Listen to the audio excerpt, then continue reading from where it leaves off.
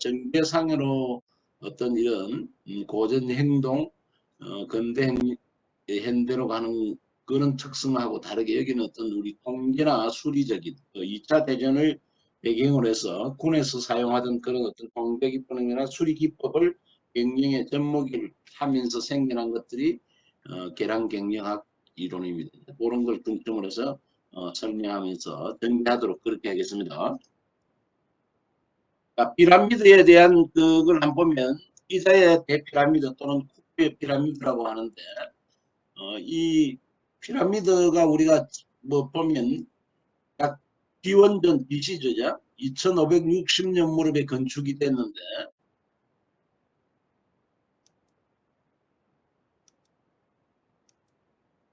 건축이 2560년 무렵에 건축이 됐는데 약 완공에만 20년이 걸렸다 그래요.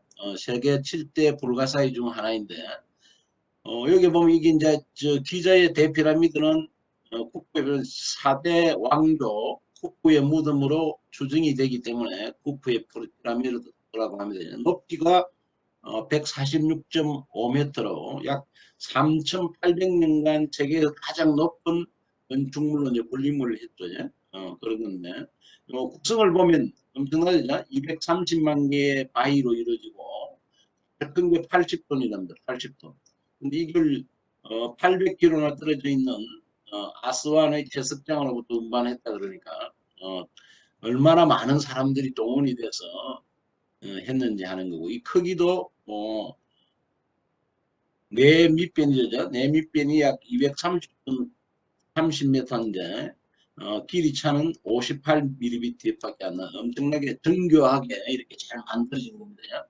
그러면 이런 게 이 피라미드가 빚이 벌써 2560년 무렵에 완립될 때 이런 조직적인 사람들의 동원과 노동력을 이렇게 잘 응집을 해서 하지 않았다면 이게 가능하지 않다는 거죠. 그러면 이런 사실에서 우리가 옛날부터 어떻게 보면은 이 관리라는 건 이루어지고 있었다는 거죠. 경영이. 근데 실제 우리가 이 피라미드나 이런 걸 보고 추정을 할 수도 있지만은 그 이전에 사람들이 조직에 살 때 이미 어떤 그런 것들이 다 이루어지지 않았나 하는 걸 추정할 수가 있죠. 그런 이제 이야기하는 부분입니다. 경영의 어떤 역사적 배경을 한번 보면은 먼저 여러분들이 이제 여러분 교재의 뒤쪽에 나오죠. 우리가 크게 경영학 분야가 미국 중심 경영학과 독일 중심 경영학, 일본도 독자적 경영학 체계가 있죠. 경영학이 있는데 우리나라는 이제 지금은 대체적으로 미국 중심의 경영학이 많이 지배를 하고 있어요. 그래서 우리가 배우는 것도 대부분 미국 중심이고 여러분들이 이제 그래서 대부분 경영학에 공부를 하고 온 사람도 그 교수들 외국서 또 공부하고 온 분들도 대부분 미국 쪽에서 많이 하고 오죠. 그래서 이 관점을 보면 역사는 독일 경영이 오래됐습니다. 오래됐는데 철학적 관점에서는 어떤 미국은 어떤 실용적이고 실천적인 실무자 중심, 이렇게 현장 중심이죠.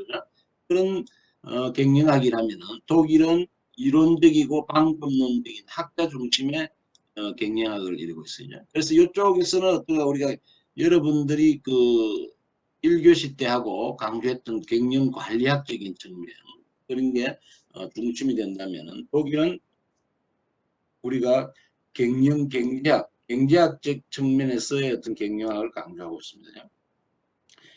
그래서 이 독일 경영학이 1975년에 이게 이제 해동이 되는데 이건 사발이라는 그 프랑스 이 학자입니다. 프랑스 학자가 완전한 상인이라는 책을 이게 출간을 하게 되죠. 이때 독일의 그 최초 상학자이자 상업학의 선구자인 마르페르그가 이 책을 이제 독일어로 번역을 합니다. 번역을 하면서 독일에 소개가 되면서 이런 경영학이라는 게 이제 대두가 되는 거죠. 탄생이 되는 겁니다. 그래서 1675년에 어떤 독일의 경영학이 시작됐다고 보면 되는데 그게 말해서 미국은 바로 우리 테일러리즘 그러니까 테일러가 과학 관리론을 소개한 1911년부터 미국 경영학이 시작되죠. 그래서 이제 시작되면 상당히 역사적으로는 독일이 앞서 있습니다. 그렇지만 대체로 1960년대를 기준으로 하면서 미국의 경영학이 굉장히 뭐랄까 대중화가 되는 거죠. 득세를 하게 되는 거죠. 그래서 많은 부분이 지금은 미국적 경영학 중심에서 소개가 되고 있습니다. 좀 여러분들이 먼저 아시고 이제 들어가도록 드릴게요. 경영의 역사적 배경을 보면은 먼저 경영 관리가 언제부터 시작됐을까? 앞서 이제 피라미드도 봤지만은 그 아마 인간이 우리가 지난 시간에도 이야기했지만 인간이 있으면 인간은 사회적 동물일 수밖에 없고 조직을 이루고 살 수밖에 없다고 이야기했죠. 이제. 그럼 이런 조직이 생겨나면 조직을 움직이기 위해서는 반드시 이제 위계나 이런 게 갖추어지고 그래서 그 안에 경영이 규칙이나 규율이 생기면서 경영이 이루어지겠죠. 사실 그래서 우리가 옛날에 보면은 그 시족들이나 이런 부족 국가 시대들도 보면은 산양을 한다든지 농경 문화 이런 거 할 때는 어떤 공동체적인 그런 게 많았잖아요. 그런 그 공동체에서 어떤 뭐 족장이나 추장 이런 사람들 중심으로 해서 이렇게 조직을 이루면서 체계적인 그런 경영이나 관리들이 이루어져 왔던 걸 우리가 추정은 해볼 수가 있죠. 그렇지만 정확한 근거에 의한 건 없습니다. 그런데 다니엘 웬 교수가 이야기하기로는 BC 5천년 정도의 BC입니다. 기원전 5천년경에 고대 수메르인들이 여기 나오죠. 문자에 보면 정부 조직과 상호 활동에 대한 관리를 했다 하는 이런 기록들이 있잖아요. 수메르인들의 문자인데 그게 나와 있다고 그래요. 그럼 이런 것들을 봤을 때는 벌써 BC 5천년경에 우리가 이러한 현상들이 관리라는 게 이루어져 왔다는 거죠. 경영이 되고 있다는 거죠. 그래서 앞서 이집트의 그 피라미드가 2560년이면 그보다 한참 전에 벌써 관리라는 용어가 써져 있다. 그래서 내가 추정한 건데 사실은 그보다 더 이전에 사람이 조직을 이룰 때 이미 이러한 경영이라는 개념은 도입이 되지 않았나 하는 겁니다. 그래서 우리가 이집트 피라미드, 또 중국의 만리장성 이런 거라든지 이런 거대한 우리가 그 뭐랄까 이거 역사적 이런 현장에서 보면은 거대한 사람들이 동원돼서 이루어진 것들이 나오죠. 그것들은 다 우리가 안에서 이런 경영이라는 게 이루어지고 있다고 이렇게 보면 됩니다. 그 다음에 뭐 또 어떻게 이탈리아의 그 베네치아 있죠. 베네치아 거기도 보면 옛날에 수상 이런 해서 무역이 굉장히 성행했다는 기록들이 나와요. 그런 거를 있을 때부터 우리가 관리가 이루어졌다는 걸 알 수가 있습니다. 그 외에도 많은 그 증거들에서 그런 걸 볼 수가 있죠. 그런데 이제 이러한 게 사실 20세기 이전에 우리가 큰 이런 변화에서 두 가지 흐름을 우리는 찾을 수 있는데 발전사에 그 하나가 뭐냐 하면 아담 스미스입니다. 근대 경제학의 아버지라 불리는 아담 스미스 이분이죠. 그 아담 스미스는 사진을 정면으로 찍은 게 없다 그래요. 다 측면 사진만 이렇게 있다고 합니다. 그래서 이 사람이 1776년에 국부론 아담 스미스의 국부론에 보면은 이 분업을 강조를 합니다. 분업. 실질적으로. 그래서 아담 스미스는 그 실제 그 분업을 이야기하면서 옷핀 만드는 걸 예를 들자. 우리 옷핀을 한 사람이 옷핀 전체 공정을 다 할 때 예를 들면 철사의 길이를 이렇게 똑같이 자르고 그다음에 끝을 이렇게 갈구고 또 머리 부분을 만들고 이렇게 붙이고 하는 이런 걸 했을 때 한 사람이 하루에 그 작업 시간 내에 한 10개 정도를 만들 수 있다 그래요. 근데 이제 이걸 분업을 해서 전문화를 좀 시키는 거죠. 한 사람은 철사만 이렇게 딱 자르고 또 한 사람은 끝부분 이런 걸 이제 머리 부분 만들고 또 끝부분을 뾰족하게 하고 이렇게 했을 때 우리 10사람이 이제 분업에 들어가는 거예요. 10개의 공정을 나눠가지고 해서 해보니까 약 48,000개 48,000개의 오피를 만들 수 있대요. 그러면 한 사람이 개인이 전 공정할 때 10개인데 10사람이 48,000개면 1인당 약 480개를 만들잖아요. 그러면 실질적으로 약 몇 배예요? 약 그러면 480배의 어떤 더 많은 양을 만들어낸다. 본업이라는 게 엄청난 그 우리가 이 뭐랄까 생산량의 정대 그다음에 효율성을 가져오는 거죠. 그게 이제 아담 스미스의 본업이 하나의 큰 우리가 큰 핵 중에 하나고 그 다음에 나오는 게 우리가 영국의 그 산업혁명입니다. 자, 산업혁명을 통해서는 우리가 뭐예요? 기존에 간의 중심에서 사람에 의해서 하는 걸 대부분 등비나 이런 데 동력에 의해서 움직이게 되는 거죠. 그러다 보니까 기계화가 되고 그다음에 대량 생산이 이루어집니다. 많은 생산이 이루어지면서 우리가 하나의 공장이라는 이런 큰 개념이 이제 공장이라는 게 생기게 되고 거기에서 이제 관리라는 이런 게 이제 또 들어가게 되겠죠. 그래서 20세기 이전에 우리는 크게 두 가지로 하나는 아담 스미스의 분업과 그다음에 산업혁명을 들 수가 있습니다. 그렇게 이제 배경을 이제 가지고 요 20세기로 넘어오면서 우리가 이제 생겨나는 이론이 그러니까 초기의 경영학 시대에서 이제 그 시대에서 고전적 경영학으로 넘어옵니다. 자, 고전적 경영학에는 우리가 크게 과학적 관리론, 프레드릭 테일러가 1911년에 주창했던 아까 미국의 그 경영학의 태동이죠. 그래서 과학적 관리론이 이제 생겨나고 그 다음에 프랑스의 앙리 페열입니다. 앙리 페열은 관리 원칙론이 이제 생겨납니다. 그 다음에 막스 웨버는 이제 독일 사람이죠. 독일 사람인데 그 조직적 그 뭐야 관료 조직론이죠. 관료 조직론적인 이제 이렇게 막스 웨버가 주장합니다. 그래서 과학적 관리론과 우리가 관료 원칙론, 관료적 조직론 두 개를 합쳐서 우리는 일반 관리론이라고도 합니다. 왜 일반적 관리론과 과학적 관리론이 차이냐면은 뒤에 또 설명을 하겠지만 과학적 관리론은 프레드릭 테일러가 우리가 현장 중심에서 어떻게 하면은 노동자들의 그 행동이나 시간을 효율적으로 잘 해서 성과를 더 올릴 건가 하는 측면에서 연구가 이루어졌다면 앙리 페열과 막스 웨버가 하는 것은 전체 조직 차원에서 관리자 입장에서 어떻게 하면 조직을 잘 이끌 건가 하는 걸 이야기하고 있었죠. 그래서 과학적 관리론, 일반 관리론 이렇게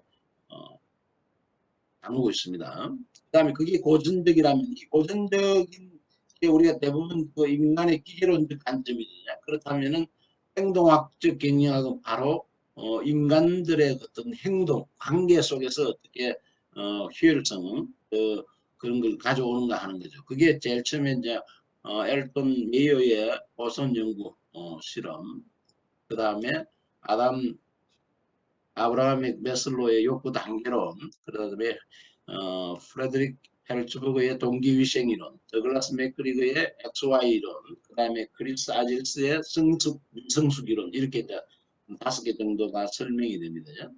되고 그다음에 이제 여러분 그 나오는 교재에는 보면 우리가 이제 계량 경영학이 있죠.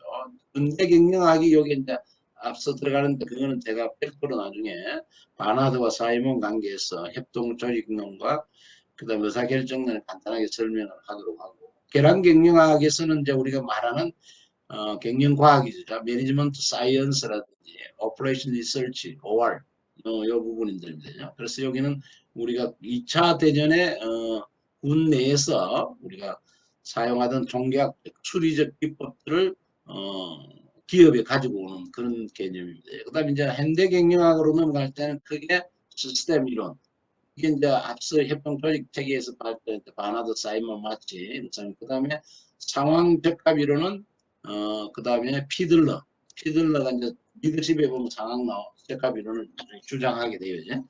그런 쪽으로 이제 이 조직론에서 피들러가 상황 적합 이론을 설명합니다. 자, 시스템 이론은 이제 지금 이제 우리가 거의 다 적용되고 있는 그런 이론들이죠.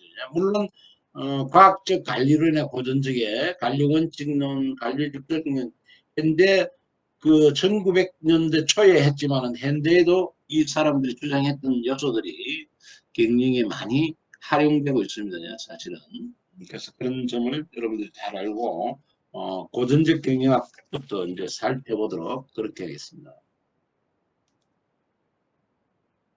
자, 고전적 경영학에서 먼저 우리가 과학적 관리론을 보면은 자, 고전적 경영학에는 세 가지가 있다고 했죠. 과학적 관리론, 프레드릭 테일러의 과학적 관리론과 확립배열의 관리 원칙론, 관리적 조직론이 있다. 여기 가정은 우리가 인간의 합리성을 가정하고 있습니다. 인간은 이성적이고 합리적이라는 전제를 두고 있어요. 이제. 그래서 이제 제일 고전적 경영학이 출발한 1911년 테일러의 과학적 관리론에서 이제 출발이 됩니다. 거의 막리 배열과 프레드릭 테일러는 같은 시대의 어떤 동시대의 사람입니다. 그렇지만은 이제 미국에서 조금 빨리 이제 1911년에 이제 이 테일러의 과학적 관리론의 책이 발표가 되면서 이게 나오게 되는 거예요. 그 테일러는 하버드 대 다니다 이제 자기가 그 대학 생활이 싫어서 이제 몸이 안 좋다는 걸 집에 이야기를 핑계를 대고 그만두게 됩니다. 그만두고 이제 여러 회사에 다니다가 이 사람이 저 미국 펜실베니아에 있는 베들레헴 철강 회사에서 이렇게 있으면서 자기가 이렇게 현장에 이제 노동자들을 보면서 굉장히 업무 효율성이 낮다는 걸 이제 느꼈죠. 그래서 어떻게 하면 이 사람이 이러한 걸 해결을 해서 노동자들에게 좀 많은 그 돈을 이렇게 이제 가져갈 수 있게 그런가 하는 이런 데서부터 이제 우리가 이 사람 과학적 관리론을 연구를 하게 돼요. 그래서 보니까 노동자들 이렇게 이 사람 살펴보니까 동일한 그 목표를 향해서 일을 하는데 사람들이 그 똑같은 그 일을 하는 데 대해서 다른 방법을 쓰고 있더라는 거죠. 그래서 또 어떤 사람은 성과가 좋은데 어떤 사람은 그렇지 못한 그런 게 있고 그러다 보니까 전체적인 가장 그 좋은 방법, 최선의 방법을 썼을 때 우리가 이에 비해서 한 3분의 1 정도의 능력만 발휘하는 걸로 이렇게 이 사람이 이제 그런 현상들을 목격하게 되죠. 그다음에 작업의 어떤 절차나 표준이나 이런 것도 없고, 그다음에 각자 그 소질이나 능력과 이런 걸 전혀 고려하지 않고 무작위로 이제 사람들을 배치시켜서 일을 하는 그런 걸 발견하게 됩니다. 그러한 점들을 발견하면서 이 사람이 과학적 관리론을 주장하게 되죠. 그 과학적 관리론의 핵심은 우리가 여기서는 동작 연구와 시간 연구입니다. 실질적으로 그러니까 우리가 작업을 하는 동작을 어떤 단위로 이렇게 나누는 거예요. 그 다음에 그 동작을 하는데 시간이 얼마가 소요되는가를 계산을 하는 거죠.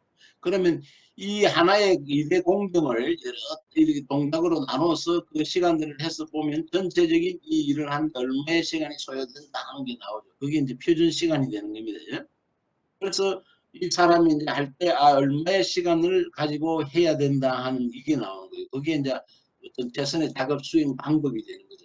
그래서 이 동작 연구와 시간 연구는 현재도 많이 쓰이고 있습니다. 현재 보면 여러분들이 그 직무 분석이라든지 이런 데 가면은 실질적으로 그 사람들이 하는 일들을 이렇게 작업 단위로 세부적으로 나눠서 이거에 얼마가 걸리고 그러면 사람들이 우리가 일할 수 있는 하루의 노동 시간에 뭐 8시간의 근로 시간이냐 8시간에 주 5일이면 40시간 이렇게 1년을 했을 때 얼마 그 다음에 현대는 그 우리가 국제노동기구에서 말하는 그 휴식 시간이 주어져요. 보통 뭐 10에서 15% 전체 노동 시간에 그런 휴식 시간을 빼고 나면 이 사람이 1년간 할 수 있는 노동 시간 그다음에 월 이런 기준들이 나오겠죠.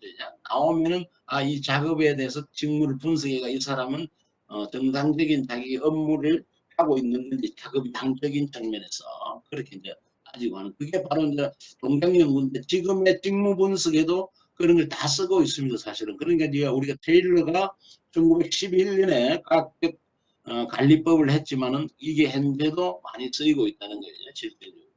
그래서 우리가 지금은 보면은 질적 업무량, 양적 업무량 이런 나누는데 양적 업무량은 바로 시간입니다. 시간. 동작을 하나하나 나눠서 시간을 얼마만큼 이기서 하는 작업을 하는데 시간이 소요되는가를 하는 게 우리가 양적 업무량이라고 그러냐.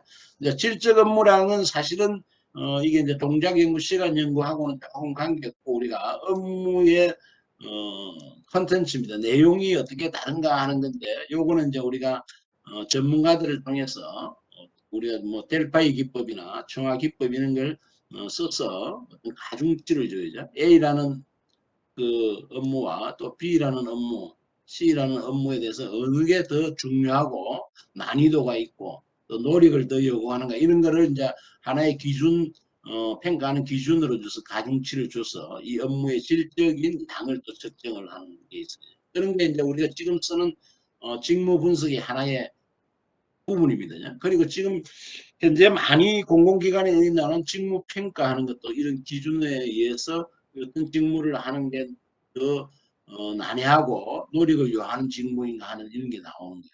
그래서 거기에 따라서 임금을 우리가 차별화해서 줘야 된다 하는 게 지금 많이 이제 공공기관에서 쓰고 있는 그런 성과급 중심의 임금 체계로 가는 그런 것들이에요. 그럼 어떻게 보면은 테일러의 이런 연구가 사실은 이렇게 발전돼 나온 거예요. 그래서 테일러는 이 당시에 어떤 작업에 대해서 작업자들의 동작과 시간을 이용해서 최선의 작업 수행 방법, 우리가 그러니까 가장 효율적으로 일할 수 있는 방법을 찾아보자는 게 테일러의 거였어요. 그러기 위해서는 뭐예요? 뭘 해야 된다?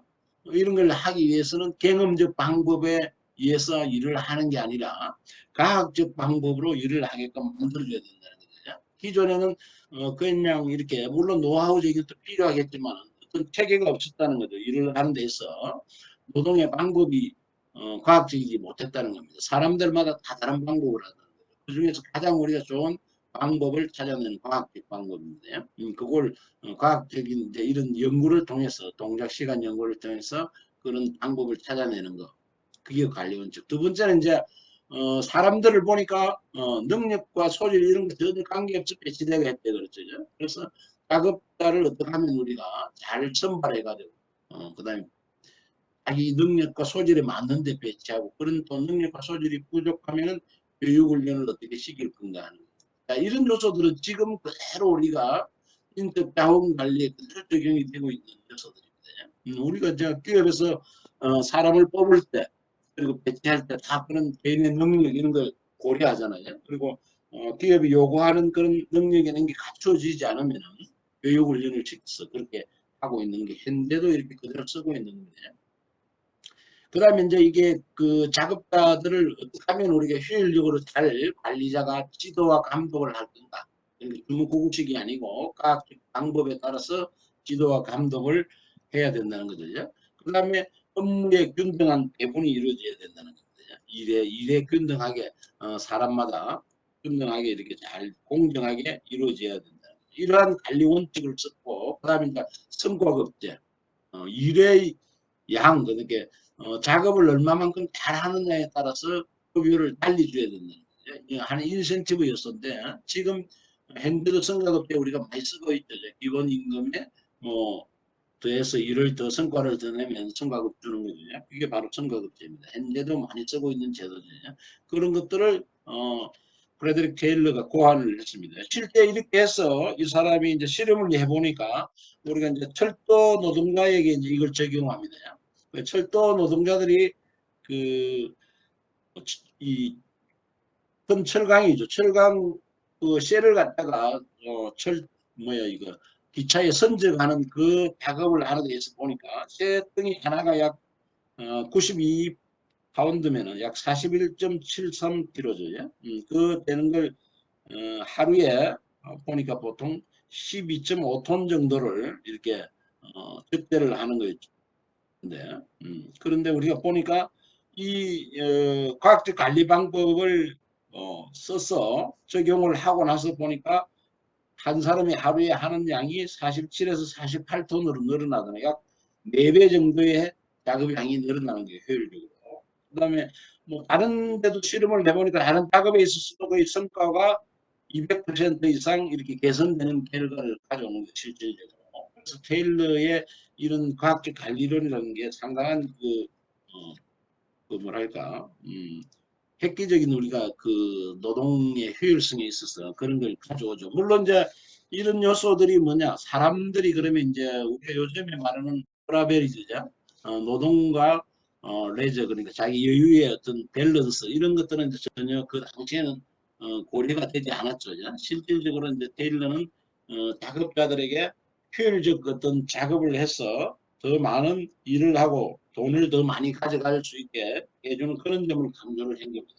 그렇지만 그 요소 자체가 보면 우리가 사람을 하나의 기계화를 시키는 거죠. 딱 그 짜여져가지고 이런 동작 연구를 해서 어떤 한 동작의 시간이 얼마, 그러면 전체 공정이 얼마니까 이걸 하는데 그 시간 내에 해야 되는 거, 사람이 완전히 하나의 기계화 되어버리는 그런 현상입니다. 그래서 그걸 이제 테일러의 어떤 실제 이론에 대해서 비판 요소가 이제 거기서 있는 거죠. 있지만 실질적으로 테일러가 이 각적 관리법은 1911년도에서는 굉장한 획기적인 우리가 영국 사실 미국 경영학에 이제 태동을 가져오게 되는 그런 부분입니다. 자, 그 다음 여러분 교재에는 이제 안 나오는데 제가 이제 여기 각 관리 이론을 더 설명을 하면서 헨리 포드, 이제 포디즘에 대해서 간단하게 이제 같이 설명을 하겠습니다.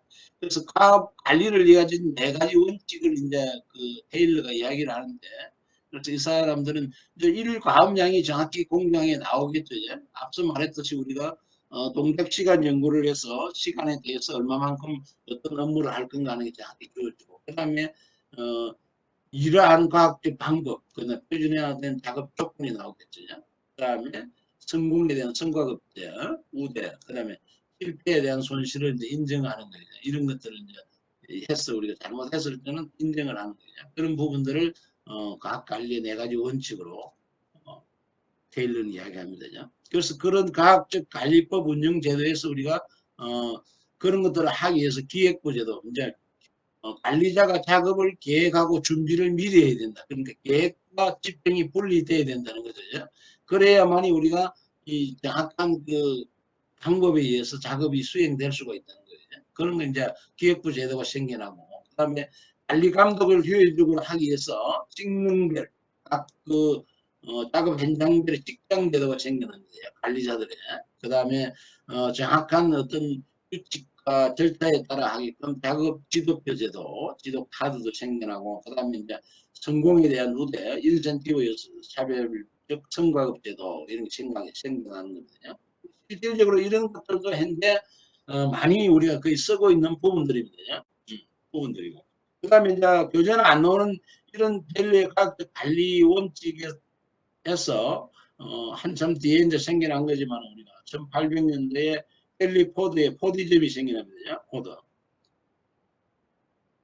자, 포드는 이제 포드도 마찬가지로 포드는 우리가 이제 포드 자동차 회사의 이 대표죠. 대표인데 이 사람은 기업 자체는 하나의 사회의 봉사기관이다 하는 이런 신조를 가지고 있어요. 그래서 기업의 사회적 책임의 어떤 개념을 최초로 정립한 사람이 이제 포드입니다. 포디즘. 그래서 포드가 우리 이게 뭐야, 도축장 가면은 한 번씩 영화나 이런 데 보면 나오죠.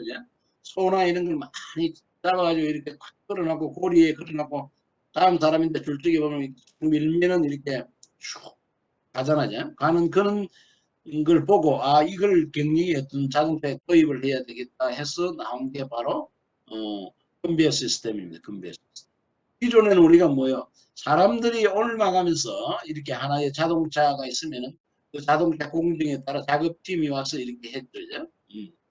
하고 이제 이동해서 조립을 했는데, 이걸 이제 자체를 하나의 그런 도축장에 그걸 보고 이 자체의 구조, 우리가 만드는 생산물 자체를 움직이고 작업자들은 보증을 해 있는 겁니다.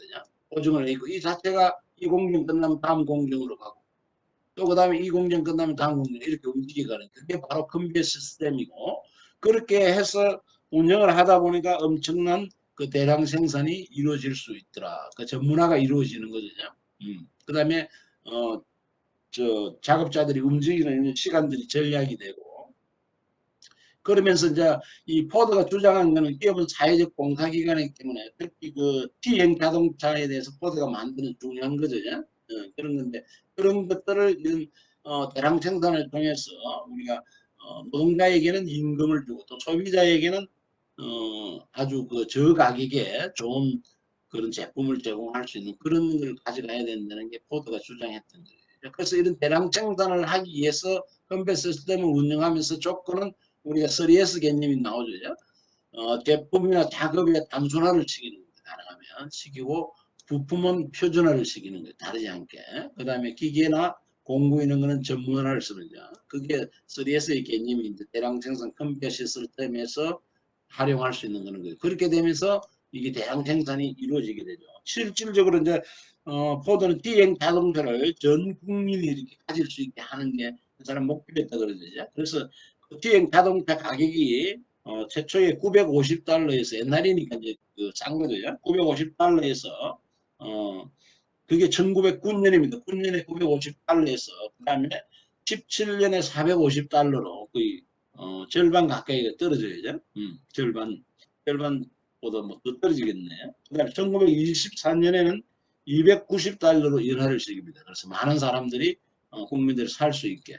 그다음에 어, 옛날에 노동 시간은 거의 9시간이었는데 노동자들에게는 9시간 노동에 보통 2달러 35센트가 되지만은 이런 대량 생산 체계를 가지면서 효율성을 가져오면서 노동 시간은 8시간으로 줄고 그 다음에 5달러로 2배 이상의 임금도 상승이 됩니다.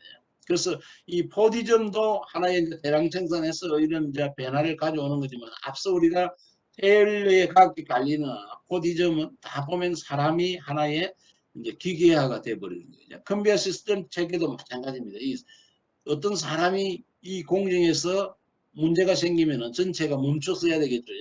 그런 이제 단점이 생기고 그다음에 이 사람들의 어떤 여유가 없어지는 겁니다. 이 계속해서 작업이 딱 정해진 시간에 이렇게 오기 때문에 그만큼 이제 사람들을 하나의 기계화시키는 그런 점에서 비판을 받고 있는 거죠. 자, 그 다음에 이제 우리 테일러의 과학 관리론을 이렇게 개성 발전시킨 사람이 바로 길브레이스 부부입니다. 프랭크 브레이스, 길브레이스와 릴리안 길브레이스인데 프랭크 길브레이스는 건설 업자입니다. 업자고 릴리안 그 부인은 심리학자입니다. 두 사람이 그래서 테일러의 과학 관리법을 개성 발전을 시키는 실제 연구를 하면서 그래서 이 사람들이 이제 건설업자다 보니까 여기 이제 가족 사진을 보면 몇 명이 전체 11명이 지금 나와 있는 것 같은데 3명, 10명이구나 10명. 그래서 이 11명이네요. 11명인데 길브레이스 부부는 자식이 12명입니다. 12명. 그래서 이제 그게 전한 이야기들 보면은 자식도 이렇게 한타스 개념. 그러면 이제 이 사람이 주장하는 건 효율성이죠. 그래서 쌍둥이를 낳아서 기르는 게 더 효율적이다. 한 번에 2명을 이렇게 키울 수 있는 그렇게 주장을 하고 또 어디 가면 12명이 자식이 있으니까 한타스죠. 그러니까 한타스에 해서 어떤 할인을 또 이야기를 하고 해서 했답니다. 근데 그 자식들 중에 2명이 나중에 한다스 우리 한다스죠. 한다스 자식들로 보다 싸게라는 책을 썼다 그러냐. 그런 이제 이야기가 있을 정도로 아버지 엄마가 그쪽으로 이제 많이 이야기를 했어요. 그래서 이 건설업자다 보니까 플랭크 길브레이스가 이 사람들은 건축업을 하는 노동자들을 보고 동작 연구를 하게 되냐. 백도를 쌓는 이제 그런 걸 보면서 이 사람들의 행동을 감독합니다. 감독하니까 18개의 어떤 동작이 이루어진 걸 5개로 줄이게 돼요. 그 다음에 내부 작업 벡터를 공은 18개 공정을 2개 동작으로 줄이게 됩니다. 그래 해서 하다 보니까 생산성이 3배로 향상이 되더라는 거죠. 그래서 이게 과학적 관리론을 개성 발전시킨 겁니다. 관리법을 길브레이스 부분. 그래서 이 사람들은 마이크로미터라는 모션 픽처를 개발해서 하려고 합니다. 그게 뭐냐면 요즘 말하는 뭐 이 CCTV 비슷하게 이그 카메라죠. 카메라를 줘서 노동자들이 이렇게 작업하는 걸 이렇게 다 찍는 거예요. 찍어서 그걸 연구를 해서 불필요한 동작이나 이런 걸 줄이는 거예요. 그렇게 해서 이 효율성을 가져오는 겁니다. 그래서 이 사람들이 다음 페이지에 나오는데 만들었던 서블릭이 뭐냐 바로 이 S를 떼고 나면은 길브레이스 자기 이름을 적으로 해놓은 거죠. 그걸 서블릭이라는 17가지 동작. 그렇게 모든 사람들의 동작은 17개로 다 이렇게 구분될 수 있다. 17개 동작이면 다 그 표현을 할 수 있다는 거예요. 그래서 이렇게 보면 비호하고 어떤 모양이 있죠. 찾는다, 뭐 이렇게 접는다, 이렇게 해서 17개를 저블릭 동작을 이 사람들이 고안하기도 했습니다. 그래서 길브레이스 부부가 또 역시 동작 연구를 통해서 효율성을 높였던 부분이 있고. 자, 그래서 과학적 관리론, 관리법에 우리가 이제 여러분 교재에 나왔듯이 경영학적 시사점은 뭐냐? 실제 제일 중요한 거는 뭐예요? 실제 이게 경영학 또는 경영 발전에 물론 하는 일은 이제 도움을 주고 실제 경영 현장에서 커다란 어떤 영향을 미치게 되는 거죠. 과학적 관리법이. 그런 여기서 보면 주로 이제 주요하게 나왔던 게 우리가 앞서 말했던 모션 스터디와 타임 스터디, 시간 연구, 동작 연구를 통해서 불필요한 동작을 제거하는 거죠. 그래서 앞서 말했죠. 작업을 어떤 공정을 아주 나눌 수 있는 세부 단위로 나눠서 이 하나의 동작에 소비되는 시간이 얼마다 하는 동작 연구, 시간 연구를 했죠. 그러면 이 작업 하나를 하는데 전체 얼마의 시간이 소요가 되겠다. 그리고 이 아래서 보고 우리가 불필요한 거, 비효율적인 거, 가장 이제 최선의 방법을 만들어 놨고 거기에 맞지 않는 거는 우리가 제거하는 거죠. 제거하는 겁니다. 그게 있고. 그 다음에 최적의 작업자를 고용 배치해야 된다. 그러니까 맞는 사람을 뽑아서 우리가 그 배치를 하고 또 능력이 안 될 때는 교육 훈련을 시킨다. 그러니까 이 요소들이 현대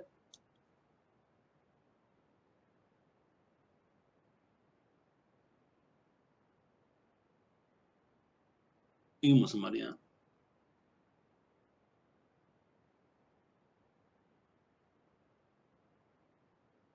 뭐 질문이 있으면은 이게 저 채팅방을 통해서 해주기 바래요. 그 다음에 그게 맞게 우리가 작업자의 능력을 제대로 발휘할 수 있게 교육 훈련을 시키고 이런 요소들이 지금 현대에 그대로 우리가 사용되고 있는 거죠. 이제. 그래서 이게 작업 현장에 엄청난 영향을 미치게 됩니다. 그 다음에 감독자의 효율적인 거, 그 다음에 이 감독자 자체도 교육 훈련을 시켜서 어떻게 하면 가장 합리적이고 또는 효율적으로 작업자의 능력을 발휘할 수 있도록 감독할 건가 하는 거죠. 그 다음에 성과에 근거한 보상체계, 성과급제의 설계 시행 이런 요소들이 과학적 관리법이 현대 경영에서도 영향을 미치고 있는 중요한 요소들로서 상당히 큰 반향을 일으켰던 그런 부분들이죠. 물론 이제 비판의 요소는 앞서 제가 이야기했지만은 어떤 인간의 기계가 되는 그런 측면들, 인간을 하나의 기계의 부품처럼 이렇게 평가할 수 있는 그런 요소들이 있다는 거 했죠. 그게 이제 관리론의 비판이지만은 1911년도에 우리가 작업에 있어서는 엄청난 변화를 가져오게 되는 겁니다. 자, 고전적 백명학의 이제 두 번째 요소는 관리, 앞서 이제 우리가 과학적 관리 요소가 과학적 관리론이라면 일반 관리론이라고 그랬죠. 그래서 과학적 관리론은 이제 테일러가 우리가 실무 현장의 노동자들의 어떤 동작과 시간 연구를 했다면 여기 이제 악립 계열의 관리 원칙론과 왁스 배우의 관료적 조직론은 일반 관리론을 하는 것은 이걸 조직 전체를 두고 어떻게 하면 관리자 측면에서 조직을 잘 이끌고 갈 건가 하는 측면의 관리론입니다. 그래서 일반 관리론이라 한다 이렇게 되고 그래서 이제 우리 다음에 이제 그 악립 계열은 그 앞서 제가 얘기했지만 페일러와 동시대의 사람인데 프랑스 그 대행 광산업의 관리자였습니다. 그래서 이 사람이 이제 그 크게 했던 거는 실질적으로 관리 원칙론이라고 이야기는 저 앙리 페이어는 이야기를 한 적이 없습니다. 없지만은 우리가 이제 앙리 페이어이 그 주장했던 거는 파이브 룰즈 5가지의 규칙과 그다음에 관리자의 의무, duty of management죠. 그 관리자의 의무를 강조를 했는데 실제 이제 그 앙리 페이얼이 주장했던 5가지 규칙을 우리가 쭉 보게 되면은 준비해서 조직과 명령 통계 조정까지 이렇게 쭉 가잖아요. 이 요소가 실질적으로 우리가 앞서 배웠던 관리죠. 관리 과정. 그, 그, 계획하고, 실행하고, 그 다음에 나중에 평가는 PDS나 또는 우리가 요 교재에서 보는 계획하고 조직하고 PO, 그다음 G하고 DC 컨트롤 통제하는 이 PO, DC 모형이나 이 자체가 보면 어떻게 관리의 5가지 규칙 이 과정과 닮아가 있거든요. 그래서 우리가 관리의 원칙이라는 오늘 붙이고 이게 또 일본서 이런 관리 원칙론이라는 게 대두가 되었습니다. 그래서 그러면서 우리나라도 일본의 영향을 받았는지 이 관리 원칙론을 이야기를 하고 있어요. 실제 악립회율은 관리 원칙이라는 걸 안 하고 관리의 5가지 규칙과 관리자의 의무를 얘기했습니다. 자, 5가지 규칙은 뭐냐면은 준비, 폴사이트인데 미리 계획하는 거예요. 준비를 여기서는 계획이라는 거예요. 그 다음에 조직화해서 자원을 어떻게 조달하고 공급하고 이런 거죠. 그 다음에 명령은 바로 이제 종업원들을 어떻게 선발하고 평가하고 이렇게 잘 또 할 수 있게끔 이렇게 모티베이션 동기부여하시고 이런 것들을 이야기합니다. 그다음에 조정은 뭐예요? 다양한 어떤 노력이나 이런 것들을 또는 갈등이 났을 때 통제해주고 문제를 해결해 줍니다. 정보를 공유하고 그다음에 통제는 그야말로 계획의 달성 여부를 우리가 평가하는 거죠. 그래서 여기서 준비부터 조직과 명령 통제 조정 통제로 가면 이 5가지 단계가 실제 우리가 배우는 PODC 관리론하고 많이 닮았다 그랬죠. 계획하고 조직하고 그다음에 우리는 지휘하고 통제하는데 이 명령과 조정 부분은 사실 그 뒤에 지휘 통제에 들어가 있고 조직하는 그대로 준비는 계획에 들어가고 통제는 컨트롤 들어간다. 그래서 이게 악리 배열이 이때 했던 게 현재 우리가 갱년학의 공부에 큰 바탕에 있다. 그래서 악리 배열을 현대 갱년학의 아버지로 이렇게 부르기도 합니다. 그리고 이제 악리 배열은 앞서 이랬죠. 일반 관리는 논의를 해서 조직 전체에 대한 원칙들을 이야기하죠. 그래서 관리의 14가지 원칙을 악리 배열이 이야기를 하게 됩니다. 그래서 거기 보면 우리 분업 일을 이제 이렇게 나누어서 효율성을 제고해야 된다. 그다음에 권한이 이제 주어져 한쪽으로 이제 집중적으로 이렇게 상위 거기에 이제 경영자에게 권한이 있어야 된다. 내부 어떤 규칙, 규정이나 이런 게 있어야 된다. 자, 그다음 명령 일어나의 원칙. 그러니까 한 사람은 한 사람의 상관으로부터만 지휘를 받아야 된다는 거예요. 우리가 그래서 이게 보면 뭐 머리가 2개 있으면 안 되겠죠. 머리가 2개 달린 밴들 그 우아에 나오잖아요. 어디로 가야 될지 모르듯이 위에서 상관이 그러니까 2사람이 되면은 이 사람은 어떻게 명령을 받아야 될지 그런 게 있습니다. 그래서 나중에 여러분들이 이제 뒤에 가면 조직 구조에서 우리 매트릭스 조직이나 이런 데는 이런 현상이 나타날 수가 있다는 게 이제 단점으로 들어가는 거예요. 그래서 명령 일어나의 원칙. 그다음에 G 동일한 원칙은 뭐야? 업무를 갖다가 유사한 업무를 하는 걸 한 군데 모아줘야 된다는 거예요. G 동일의 원칙이. 이 용어를 일으키는데 내용은 사실은 이제 보면은 성과의 어떤 목표가 동일한 그런 거는 한 작업자에게로 이렇게 작업 단위를 같이 묶어줘야 된다는 겁니다. 그게 G 동일의 원칙입니다. 그 다음에 조직의 목표가 조직의 이익이 개인보다 더 우선해야 된다는 거죠. 전체에 대한 개인의 복종. 그 다음에 보상은 공정하게 이루어져야 된다 하는 거고 직거나 권한은 그러니까 위에 사람들인데 집중대가 있어야 되면서 또 계층화의 원칙은 뭐예요? 이 자체를 이제 위계를 갖추고 그렇게 조직 구조를 이제 이루는 그런 거죠. 그다음에 질서 안에는 어떤 규칙 이런 규칙의 규율에 따라서 움직여야 되고 공정해야 되고 보아를 다룰 때는 공정하게 해야 된다. 그다음에 종업원의 신분 안전성 요즘에 이제 이런 거죠. 우리가 뭐랄까 고용의 그 그걸 보장해 주는 거죠. 고용 보장. 요즘에도 이 노조들이나 이렇게 해서 많이 하는 게 이제 신분 안전성이잖아요. 직업에 있는 거. 그다음에 주도권. 주도권 문제는 사실은 우리가 인파문하고도 또 관계가 돼요. 집권화되면서도 권한 자체를 좀 이렇게 위임을 해서 자기가 할 수 있는 일에 대해서 자기가 권한을 가지고 할 수 있는 그런 겁니다. 그다음에 단결. 조직 내에서 협동력 이런 거를 14가지를 이야기했는데 실제 여러분들이 보더라도 이 14가지 원칙들도 많은 부분이 현재 우리 조직 관리에 적용이 그대로 되고 있습니다. 그래서 이 고전에 우리가 테일러부터 악립, 배열 이런 관리 원칙론이나 이런 것들이 사실은 현재도 많이 쓰이고 있는 그런 것들이에요. 굉장히 우리가 볼 때는 이 사람들이 기여하는 게 큰 겁니다. 자, 다음은 이제 일반 관리론 고전학 마지막으로서 관료적 조직론입니다. 자, 관료적 조직론은 이제 이 막스 웨버가 독일의 이제 근데 이 사람이 이제 관료적 조직론을 주장을 해요. 그래서 이 막스 웨버는 어떤 이 독일의 사회학자인데 군대의 어떤 이런 조직적 특성이나 이런 걸 보고 거기서 이제 합리적인 점을 이제 이야기를 했어요. 그런데 우리가 지금 관료주의, 관료적 조직론 그러면 관료주의 그러면 뭐예요?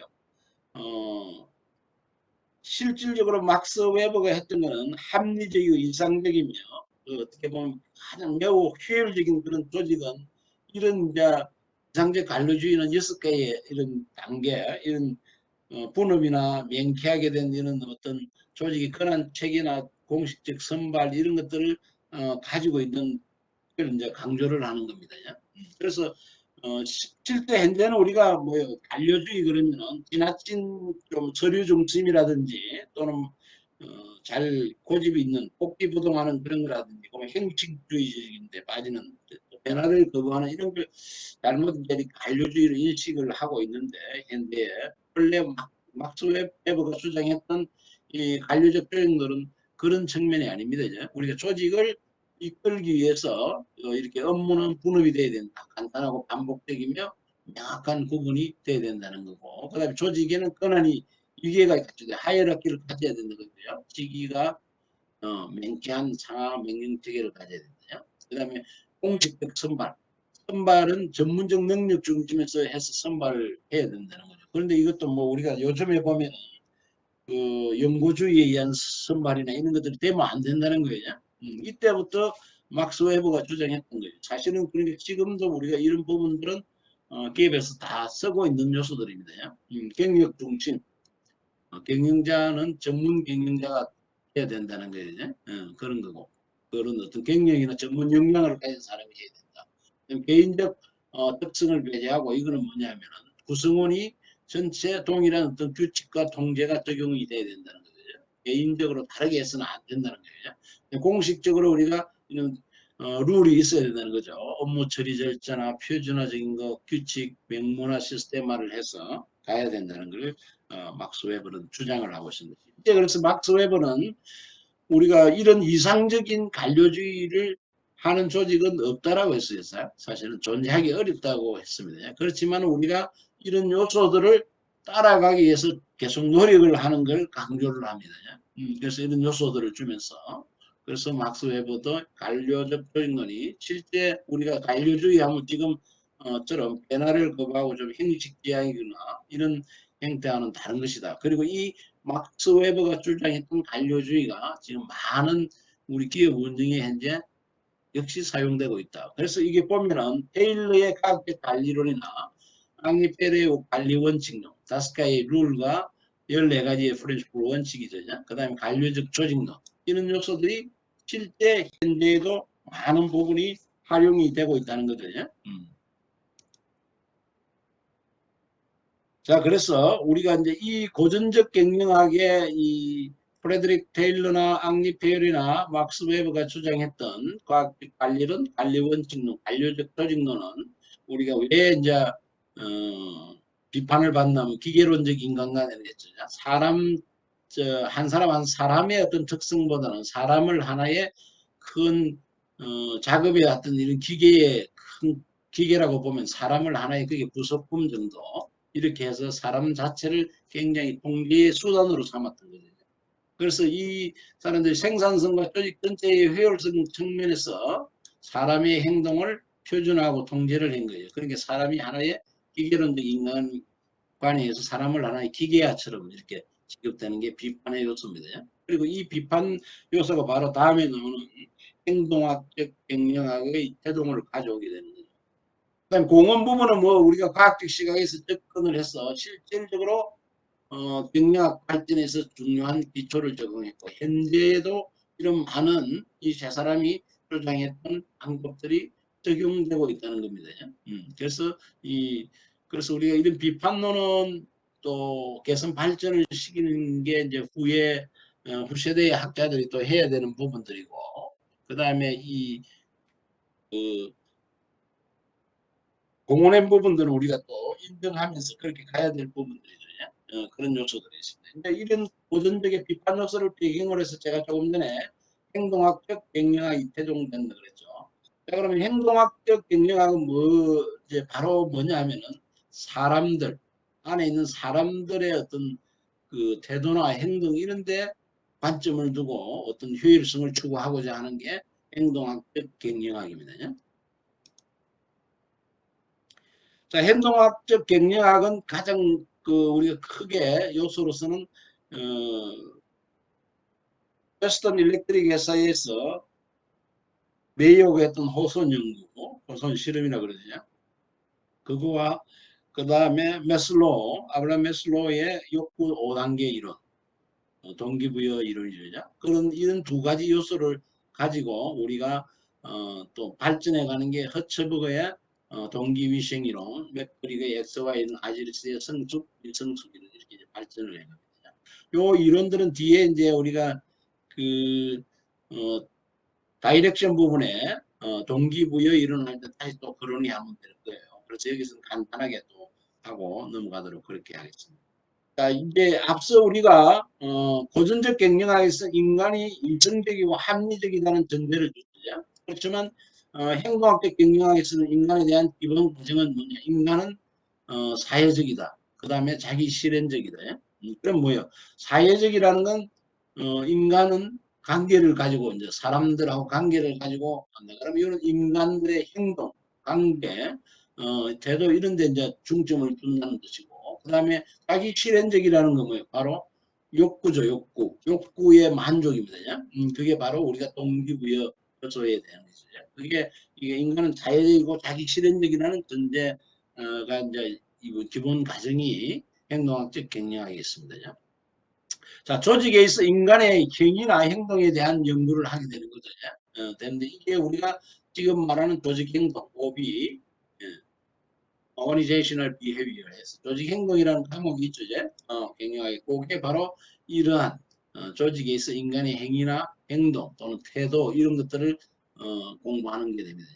그런 거 본격적인 연구는 1920년대에 시작되게 됩니다. 자, 먼저 호선 연구를 보면은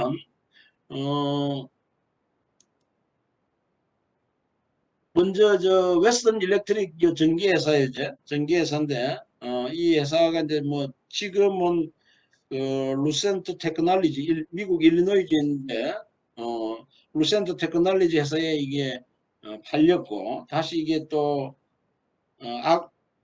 알카텔 회사와 합병을 해서 지금은 알카텔 루센트라는 회사로 존재하고 있어요. 아직도 웨스턴 일렉트릭 회사가 이 1957년도의 모습인데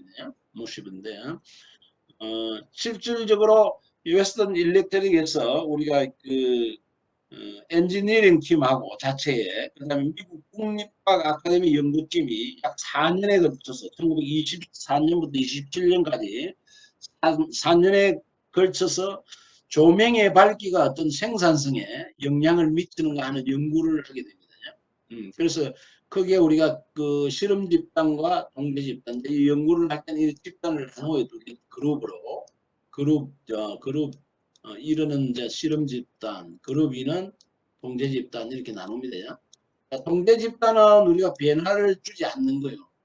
않는 대신에 실험 집단은 변화를 줍니다. 조명의 밝기를 밝게 했다가 어둡게 했다가 이렇게 막 어느 정도의 강도를 조정을 하죠. 그래서 두 집단 사이에 이 생산성에 차이가 나는가 하는 걸 보는 거예요. 이제. 그 봤을 때 그게 이제 결과가 어떤 일관성을 가지고 쭉 나오더라. 그러면 이거는 의미가 있다는 거죠. 실험 결과가요. 그래서 우리가 그런 변화를 기할 수가 있는데 실질적으로 조명 밝기를 가지고 자체 그 엔지니어링 팀하고 미국 아카데미 과학 아카데미 연구팀이 해보니까 조명을 밝게 하니까 생산성이 실험 집단뿐만 아니고 동제 집단도 그대로 있었는데 올라갔고 또 어둡게 했는데 같이 또 생산성이 올라가더라는 거죠. 근데 단지 달빛 밝기 정도의 조명을 주니까 오히려 생산성이 좀 떨어지더라. 그런 게 이 실험 집단과 통계 집단의 차이가 안 나타나는 거죠. 그럼 이 연구는 의미가 없는 거죠. 무의미한 겁니다. 어떤 결과의 일관성이 전혀 없는 거예요. 차이가 나타나지 않으니까. 그래서 이제 실질적으로 하버드대 교수를 하고 있는 메이어 교수에게 이 일렉트릭 웨스턴 일렉트릭 회사가 실험을 이제 연구를 의뢰를 하게 되냐. 그래서 그게 27년부터 1932년까지 약 5년간에 걸쳐서 13가지의 실험을 이제 쭉 하게 됩니다. 메이어 교수가. 그렇게 이제 작업을 재설계해 보기도 하고, 그 다음에 규칙 시간에 횟수나 이 시간의 길이를 변화를 주면서 어떤 생산성의 변화를 보고, 또 하루 근무 시간의 8시간 했다, 9시간 했다, 7시간 했다, 이렇게 변화를 주고, 그에 따라서 어떤 변화, 생산성의 변화가 있는지, 주중 작업 일수의 변화, 이런 것들을, 그 다음에 개인 집단의 임금 체계, 임금을 줄 적에 개별로 줄 건지 아니면 어떤 집단으로 이렇게 줄 건지 이런 걸 이제 또 나눠서 해보고 생산성에 대해서 실험을 쭉 해봅니다. 그렇게 해서 메이오가 실험을 합니다. 그래서 이렇게 해보니까 우리가 거기서 이제 메이오 실험 결과에서 얻는 거는 뭐냐 하면은 우리가 인센티브 요소들이 생산성에 대해서 효과를 미치는 것보다는 하나의 집단이 주는 압력이나 그 안에 어떤 소속감 또는 안정감, 내가 어떤 조직에 속해 있다는 거죠, 집단에. 그래서 내가 더 안정감을 찾고 소속감이나 이런 걸 느끼고, 그것도 조직이 주는 그런 압력을 받고 하는, 그게 바로 우리가 더 크더라는 거예요, 생산성에. 그게 바로 우리가 사회적 규범, 집단의 기준이 스탠다드가 되는 거죠. 그래서 개인의 행동을 결정하는 요소에 집단의 어떤 압력이나 이런 게 더 영향이 크더라는 걸 밝혀내게 됩니다. 이 고선 실험에서. 그래서 이제 이 메이오의 이런 실험 결과는 이제 엘튼 메이어입니다. 이분이죠. 근데 인간의 행동과 태도는 서로 관련이 있더라는 거죠. 당연히 행동하고 태도는 관련이 있겠죠. 그다음에 집단은 개인의 행동에 영향을 미친다. 앞서 이야기했죠. 개인이 어떤 집단의 그 어떤 소속되는 소속감 또는 안정감, 집단이 주는 그다음에 압력 그런 요소들을 가지고 굉장히 더 생산성에 영향을 미치고 변화가 있더라는 거죠. 그래서 집단의 기준이나 또는 표준 스탠다드는 개별 노동자의 생산성을 결정하게 된다는 겁니다. 그래서 이런 걸 발견한 게 됩니다. 그래서 이게 행동학적 경영학이라는 거는 사람에 대한 겁니다. 그래서 앞서 우리가 고전적 그런 요소하고 다르죠. 그래서 여기서는 어떻게 노동자가 생산성을 높이기 위해서는 집단에 소속되고 그 안에 안정감을 주고 이런 겁니다. 그래서 금전은 집단의 어떤 표준이나 태도 등과 같은 요인보다 생산성에 미치는 효과가 적다. 이게 바로 인센티브 요소잖아요. 그 요소보다는 사실은 여기 보면 우리가 집단에 소속된 안정감이나 소속감, 집단으로부터 받는 압력 이런 게 훨씬 더 생산성에 효과를 많이 미치더라는 거죠. 그래서 사람은 어떤 사회적으로 살아야 된다. 집단에 소속돼서 그런 요소들을 호소는 강조하고 있어. 메이어는 이야기를 하고 있습니다. 헬튼 메이어가. 그래서 우리가 기존의 고전적인 기술적이고 구조적 측면을 굉장히 강조를 했다면은 앨튼 메이어 교수는 사회적이고 인간적 측면을 강조를 하고 있는 겁니다. 그래서 결론적으로 이 효선 실험, 효선 이펙트라 그러죠. 효선 이펙트는 효선 이펙트라는 게 뭐냐면 바로 사람을 단지 관심만 이렇게 기울여 주기만 해도 그 사람의 성과가 개선된다는 게 바로 효선 이펙트입니다. 효선 이펙트예요. 그래서 이 효선 이펙트가 나중에 1950년도, 60년대에 우리가 크게 형성했던 인간관계 운동의 근거가 되는 거예요. 이런 인간관계 운동이 일어나게 했던 휴먼 릴레이션 무브먼트죠. 이게 일어나게 했던데 효선 효과가 실현된다. 실제 그런 사람이 관심만 가져줘도 태도에 변화가 오더라는 거. 그래서 인간들의 상호 관계성이 굉장히 중요한 요소다 하는 게 인간관계 운동이 되는 거죠. 그게 이제 우리가 웨스턴 일렉트릭 회사에서 호선 실험, 매일 실험을 통해서 우리가 밝혀냈던 그런 부분입니다. 하나의 이제 또 행동학적 경영학의 그 태동이 중요한 거는 에블람 메슬로의 욕구 단계론입니다.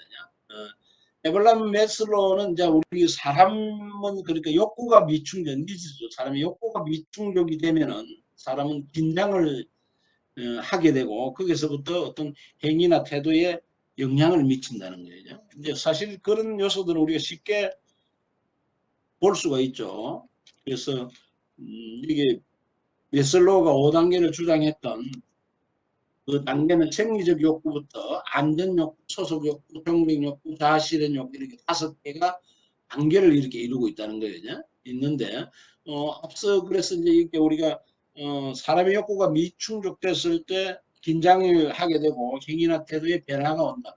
그러니까 우리가 대표적인 게 이런 거죠. 뭐 생리적 욕구나 안전적 욕구. 뭐 예를 들면 우리가 해가 되기 고프다거나 또는 뭐 잠을 못 잤을 때는 당연히 우리가 뭐이 태도나 이런 게 굉장히 짜증스럽기도 하고 좀 뭔가 긴장감이 돌잖아요. 또 안전의 욕구도 마찬가지입니다. 내가 뭐 어떤 예를 들면 뭐 야생 동물이나 이런 데부터 또는 뭐 나쁜 사람들로부터 위협을 받았을 때 그럴 때 이제 내가 굉장한 어떤 긴장감이 나오고 이런 행위나 태도에 변화가 올 수밖에 없죠. 그게 바로 이제 이 메슬로우 욕구 단계론의 핵심입니다. 그런 요소들. 그래서 이제 메슬로우가 주장하는 거는 인간 욕구에 대한 그게 이제 메슬로우가 가장 근간으로 해서 이 단계를 5개로 나누나죠. 이제 우리가 생리적 욕구라는 건 가장 기본적입니다. 먹고 자고 하는 이런 기본적인 생리적 욕구는 겁니다. 그게 충족이 안 됐을 때는 다음 욕구로 넘어가지 않는다는 게 메슬로우의 주장입니다. 그래서 가장 이 욕구가 기본 욕구로서 충족이 돼야 다음으로 올라가고 그 다음에 가장 고차원적인 거는 다 실현의 욕구라는 거죠. 그 다음에 이제 안전의 욕구는 뭐요? 내가 적들로부터 또는 뭐 어떤 요소들로부터 보호받을 수 있는 거죠. 내 생명을. 그런 게 안전의 욕구입니다. 그 다음에 안전의 욕구가 충족이 돼야 소속의 욕구가 온다는 거예요. 어디 이제 조직을 이제 단체를 이루고 하나의 이제 사회 공동체 속에서 살고 싶은 그런 욕구가 있죠. 그래서 이제 이런 게 충족이 됐을 때 다음으로는 메슬로우는 어떤 친구들도 만나게 되고 어떤 뭐 조직의 동아리 활동도 하게 되고 이런 소속의 욕망을 갖는다는 거 욕구를 사람들이 그 다음에는 존경의 욕구입니다. 타인들로부터 스스로 자기가 존경받는 그런 욕구입니다. 그 다음에 스스로 자기 성찰을 통해서 자기 실현을 하는 욕구가 가장 높은 단계의 욕구라고 그랬어요. 메슬로우는 이 하위 욕구가 충족이 되지 않으면 이 상위 욕구로 할 수 없다는 이야기를 하고 있는 겁니다. 그래서 여기 뭐 메슬로우의 욕구 5단계고 나중에 이제 동기부여 이론에 가면 이런 현재 내가 이제 있는 그 어떤 우리 조직의 구성원들이 어느 단계의 욕구에 있는가 하는 거죠. 그런 단계에서 그 조직 구성원들의 동기를 자아내기 위해서는 우리가 그 욕구를 충족시켜줘야 된다 하는 게 그 동기부여 이론이 되는 겁니다. 메슬로우에서 태동을 하게 되죠. 자, 그 다음 이제 허처버그의 동기위생 이론입니다. 그래서 이 동기가 모티베이션, 위생이 하이진인데 이 두 개의 이론을 해서 동기와 위생에서 이요인 이론 이렇게 이제 여기를 하게 합니다. 그래서 이 허처버그의 동기위생 이론의 핵심은 뭐냐 하면 사람에게 그 만족을 주는 요인과 그 다음에 불만족을 주는 요인이 다르다는 겁니다. 그래서 우리가 만족을 반대 개념이 불만족이 아니고 만족의 반대는 만족하지 않는 것이다. 또 불만족의 반대는 만족이 아니고 불만족이 아닌 것이다. 그러니까 dissatisfaction이 불만족이라면 dissatisfaction이 반대의 개념이지 satisfaction이 반대의 개념은 아니라는 겁니다. 근데 만족도 마찬가지 no satisfaction으로 가야 된다. 그래서 맥거리거는 이거를 위해서 약 203명의 회계사와 기술자를 대상으로 만족과 불만족을 야기하는 환경에 대한 연구를 합니다. 그래서 1959년도에 The Motivation to Work이라는 걸 그래서 일하게 하는 동기라는 이런 책을 쓰게 돼요. 그런 책을 쓰면서 이 동기 위생 이론을 주장하게 됩니다. 그래서 이게 나와 있는 위생 요인은, 그러니까 우리가 불만족하는 걸 제거하기 위해서는 이 위생 요인을 만족시켜 줘야 된다는 겁니다. 그래서 이 번호를 해서 10개를 쭉 제시를 했는데, 앞에 번호로 갈수록 그 강도가 이 불만족을 해소하는 강도에 미치는 영향력이 더 크다는 겁니다. 그래서 회사의 규칙과 관리, 감독, 그다음에 상사와의 관계, 그다음에 작업 조건, 급여. 자, 급여가 우리가 보니까 위생 요인에 들어가더라는 거예요. 불만족을 해소하는 요인이지 결론적으로 만족을 이끄는 데는 안 들어가는 게 돈이. 그다음 동료와의 관계, 개인 생활, 부하 직원과의 관계, 지위, 완전 이런 요소들은 다 위생 요인에 들어가더라는 거예요. 이거는 불만족을 없애주는 그런 요소에 들어가더라는 거죠. 그러면 이제 우리 구성원들이 만족하게 하는 데는 뭐가 필요한가? 이 동기 요인이 필요하다는 거죠. 동기 요인도 마찬가지입니다. 앞에 요소일수록 그 영향력이 크다는 거죠. 성취감, 성취를 하는 데 대해서 느끼는 게 클수록 훨씬 만족하더라. 인정받는 거, 그다음에 일 자체에 대해서 자기가 하는 자체에 대해서 만족하는 게 크더라. 책임감, 발전, 성장 이런 요소들이 오히려 이 사람을 만족하는 하게 하는 동기 요인으로서 많이 작용을 하더라는 거죠.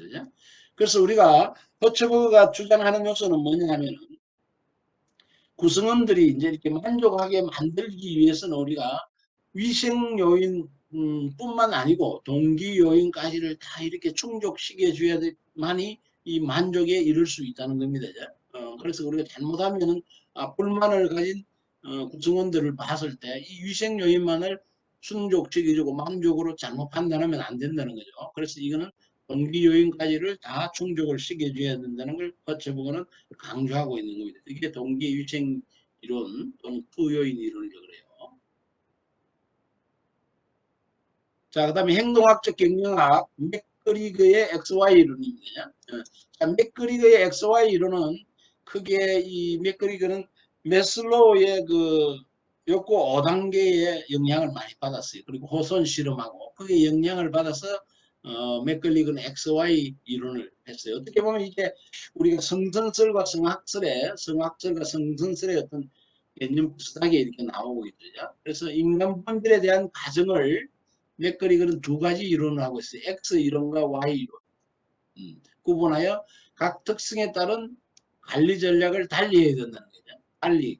우리가 X 이론에 있는 사람들이라면 그러니까 이런 통계와 이런 쪽이 들어가야 되겠죠. 그러니까 X 이론의 가정은 뭐냐? 사람이 어떻다는 거예요?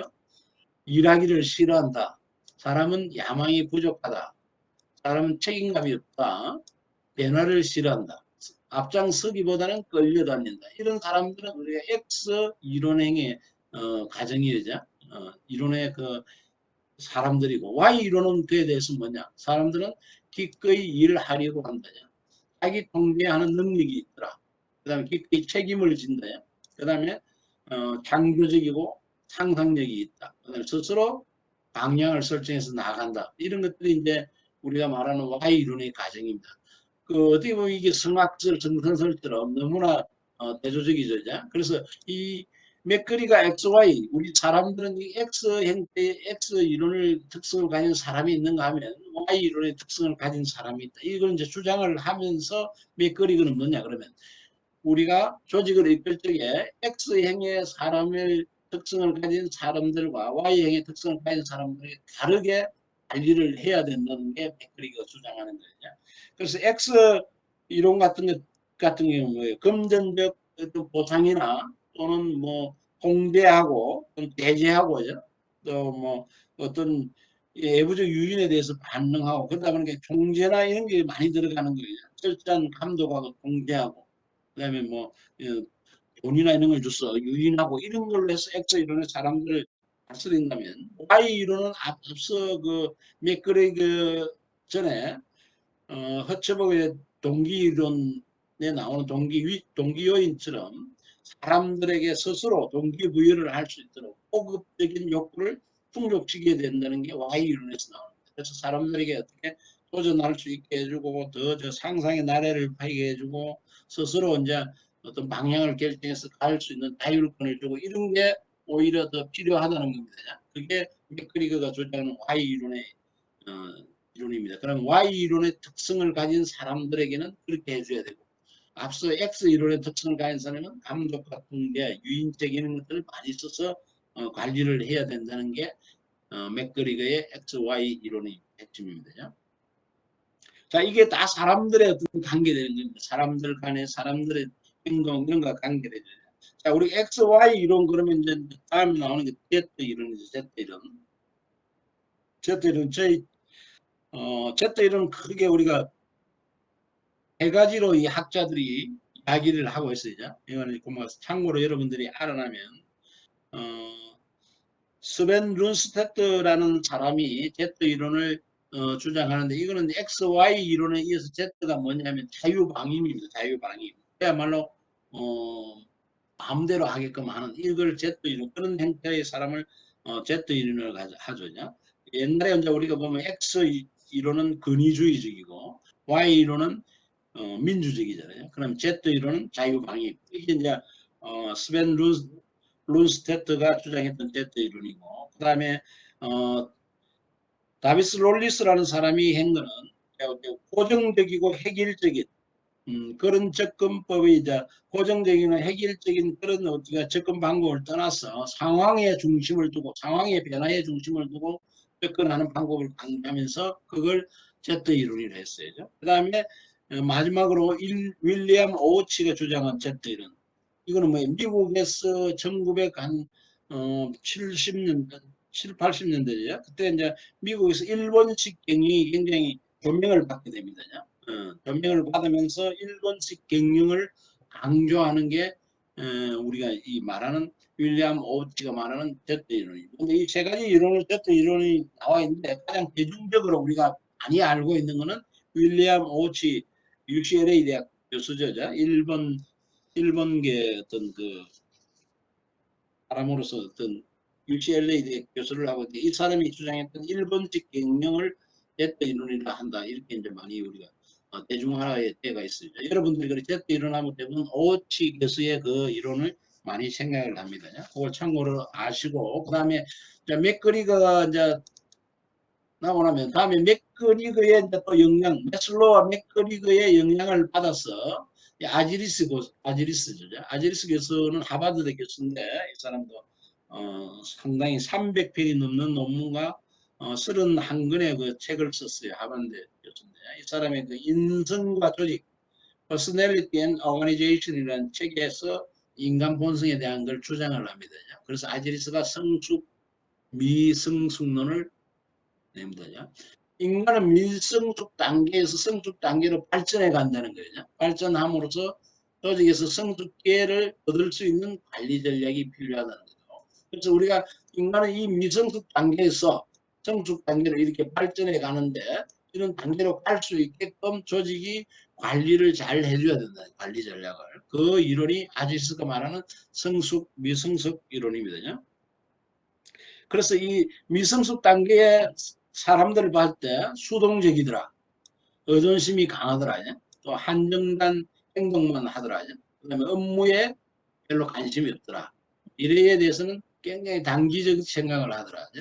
자아의식이 없다. 스스로 종속적으로 정의한다. 자기가 어디에 뭐 이렇게 종속돼 있는 그런 걸로 주체보다는 그 종속된 그런 관념이 강하다는 거죠. 근데 이게 성숙된 사람으로 갈수록 능동적이고 독립심도 강하고 행동의 다양성도 있고 업무에도 크게 관심을 가지면서 미래에 대해서 장기적으로 생각을 하고 자아의식도 강하고 스스로 통제 능력도 있고 그 다음에 스스로 대등하거나 우월한 이치에 있다고 종속된 결정하지 않고 우월한 이치에 있다고 자기를 일을 하는 거예요. 그런 인간의 단계가 성숙 단계예요. 그래서 우리가 좀 구성원들이 이런 미성숙 단계에서 성숙 단계로 이렇게 발전해 간다는 거예요. 그럼 조직이 이런 관리하는 사람들이 어떻게 하면 이런 사람들이 성숙 단계로 갈 수 있게끔 관리를 해줄 건가 하는 그런 게 필요하다는 게 아지리스가 말하는 미성숙 성숙 이론입니다. 그래서 요 미성숙 단계에서는 우리가 역시 마찬가지겠죠. 이게 고전적 관리 방식인 일반적 공식적 조직에서 많이 나오는 그런 거죠. 업무를 좀 전문화시키고 명령 체계 단위라 하고 그다음에 통솔 범위의 핵이라 이런 것들이 미성숙 단계에서 주로 이루어진다면은 성숙 단계에서는 뭐 사람들의 잡 인라지먼트 작업 직무를 확대해주고 점점 도전할 수 있게 열어주는 거예요. 보직 경력을 관리해주고 합리하게끔 만들어주고 이런 게 필요하다는 거예요. 그래서 점점 그렇게 갈 수 있게끔 이런 사람들을 이끌어줘야 된다는 겁니다. 그게 맞게. 그게 바로 아지리스가 말했던 그 성숙 이론입니다.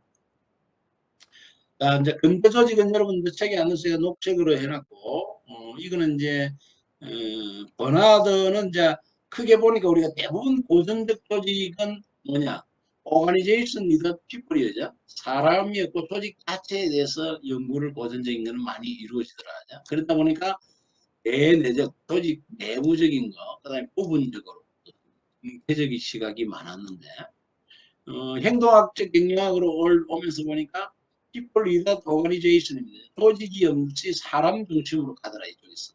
그래서 버나드는 이 두 개를 다 아우를 수 있는 그런 걸 주장을 했어요. 이쪽에서는 그래서 대외적이고 전체적 동태적 시각을 가져야 된다는 겁니다. 이 이론들에 대해서 두 가지를 잘해서 버나드가 주장하는 것은 전체적으로 보고 대외적인 어떤 관계성을 보고 동태적 시각을 가져야 된다는 거예요. 그래서 경영자 업무가 버나드는 뭐냐면 공식 조직에서 어떤 협동적 노력 시스템을 유지하는 것, 사람들 간의 상호 관계 속에서 조직이 이끌어가는 협동 체계적인 것을 강조하는 겁니다. 그리고 조직의 목표와 개인의 목표가 균형을 유지를 해야 된다. 그래서 효율적으로 운영이 가능해진다는 겁니다. 그렇게 갈 때. 그래서 이 버나드는 조직 안에 사람들 간의 어떤 상호 협동적 관계를 따지고 있는 거예요. 이게 이제 더 발전하면서 우리가 나중에 현대 경영학인 시스템 이론으로 가게 되는 겁니다. 이게 버나드의 협동 조직 이론이고, 그럼 사이몬의 조직적 의사결정론은 뭐냐? 이제 이런 협동 조직론을 보면서 우리가 사이몬은 이제 실질적인 명령에 대해서 이제 우리가 명령을 해서 이런 걸 이제 권한을 우리가 권위를 가지고 부하에게 명령을 하면은 이 명령의 그러니까 유효성이죠. 유효성을 가지기 위해서는 명령을 내리는 사람의 입장이 아니고 그 명령을 수용하는 부하 그러니까 구성원들이 그 명령을 하느냐에 따라서 그 효용성이 달라진다는 거예요. 수용을 해야 된다는 거죠. 그래야만이 정확한 명령이 될 수가 있다는 거죠. 내용에 그러면 그 명령 자체가 구성원들이 수용을 하려면 뭐예요? 명령 자체가 합리적이 돼야 되는 합리적 명령을 내려야 된다는 거죠. 우리가 그 지시도 마찬가지예요. 요즘에 조직이 낸 데서 불합리하게 또 사적으로 이런 시키면은 그거는 수용을 안 하잖아. 그런 게 이제 합리성이거든요. 그러기 위해서는 이런 관리자나 뭐 이 사람들이 그 명령을 하기 위해서 스스로 자기 행동을 인간은 자기의 행동을 하는 데서 모든 행동을 하기 전에 반드시 결정을 하게 된다. 전에 이제 제가 이야기했듯이 초이스 이제 우리가 뭐 선택 이야기해도 했지만은 이 결정을 한다는 것은 바로 선택입니다. 의사 결정을 한다는 거죠. 의사 결정. 모든 인간이 자기 행동 전에 생각하고 의사 결정을 한다는 겁니다. 그래서 요 의사 결정을 해서 한다. 그래서 명령도 마찬가지라는 거죠.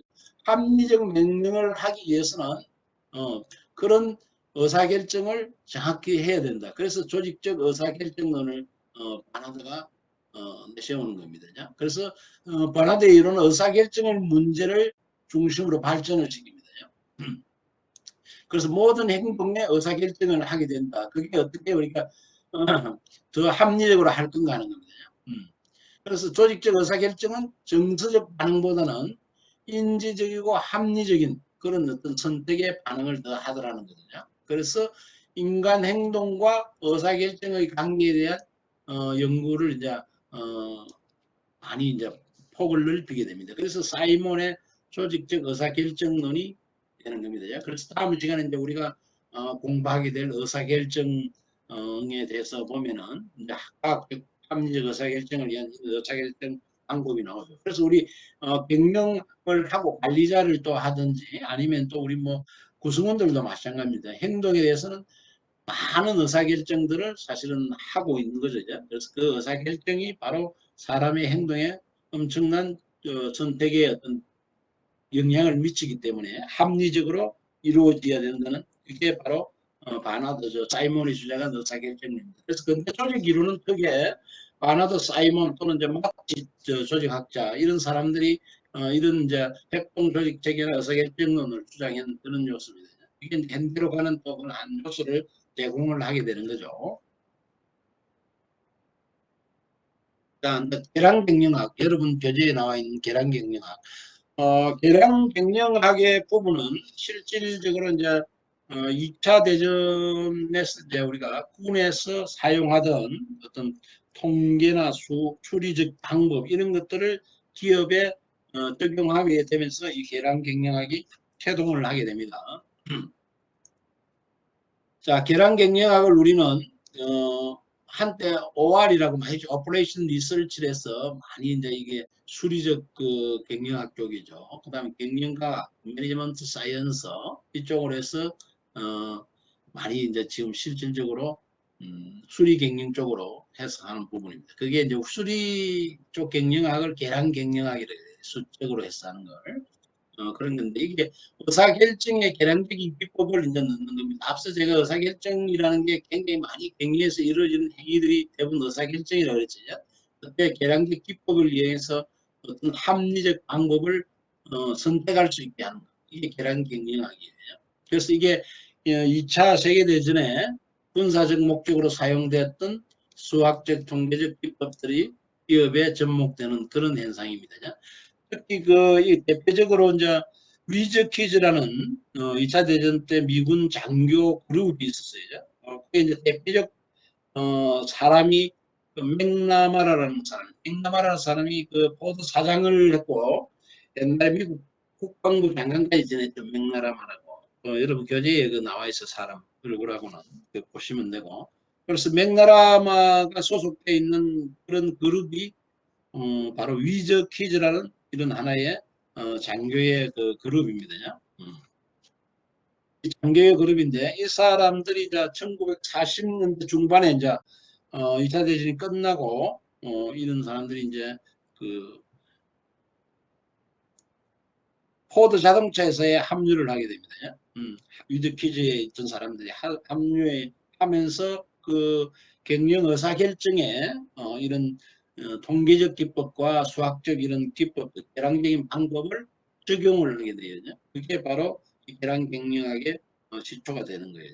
자, 계량 경영학은 이런 의사 결정, 바로 이게 문제 해결의 방법입니다. 우리가 그런 단계를 어떻게 보느냐, 제일 좀 어떤 문제, 솔루션, 이게 이제 문제, 여기서 말하는 그 플라볼럼이라는 건 어떤 그 잘못된 그런 어떤 문제의 특성을 이야기하는 게 아니고 우리가 해결해야 될 과제를 문제라 그러는 겁니다. 해결해야 될 과제. 그런 문제가 발생을 하면 이 문제 자체를 정확하게 처방을 내리기 위해서는 분석을 정확히 해야 되겠죠. 세계적으로.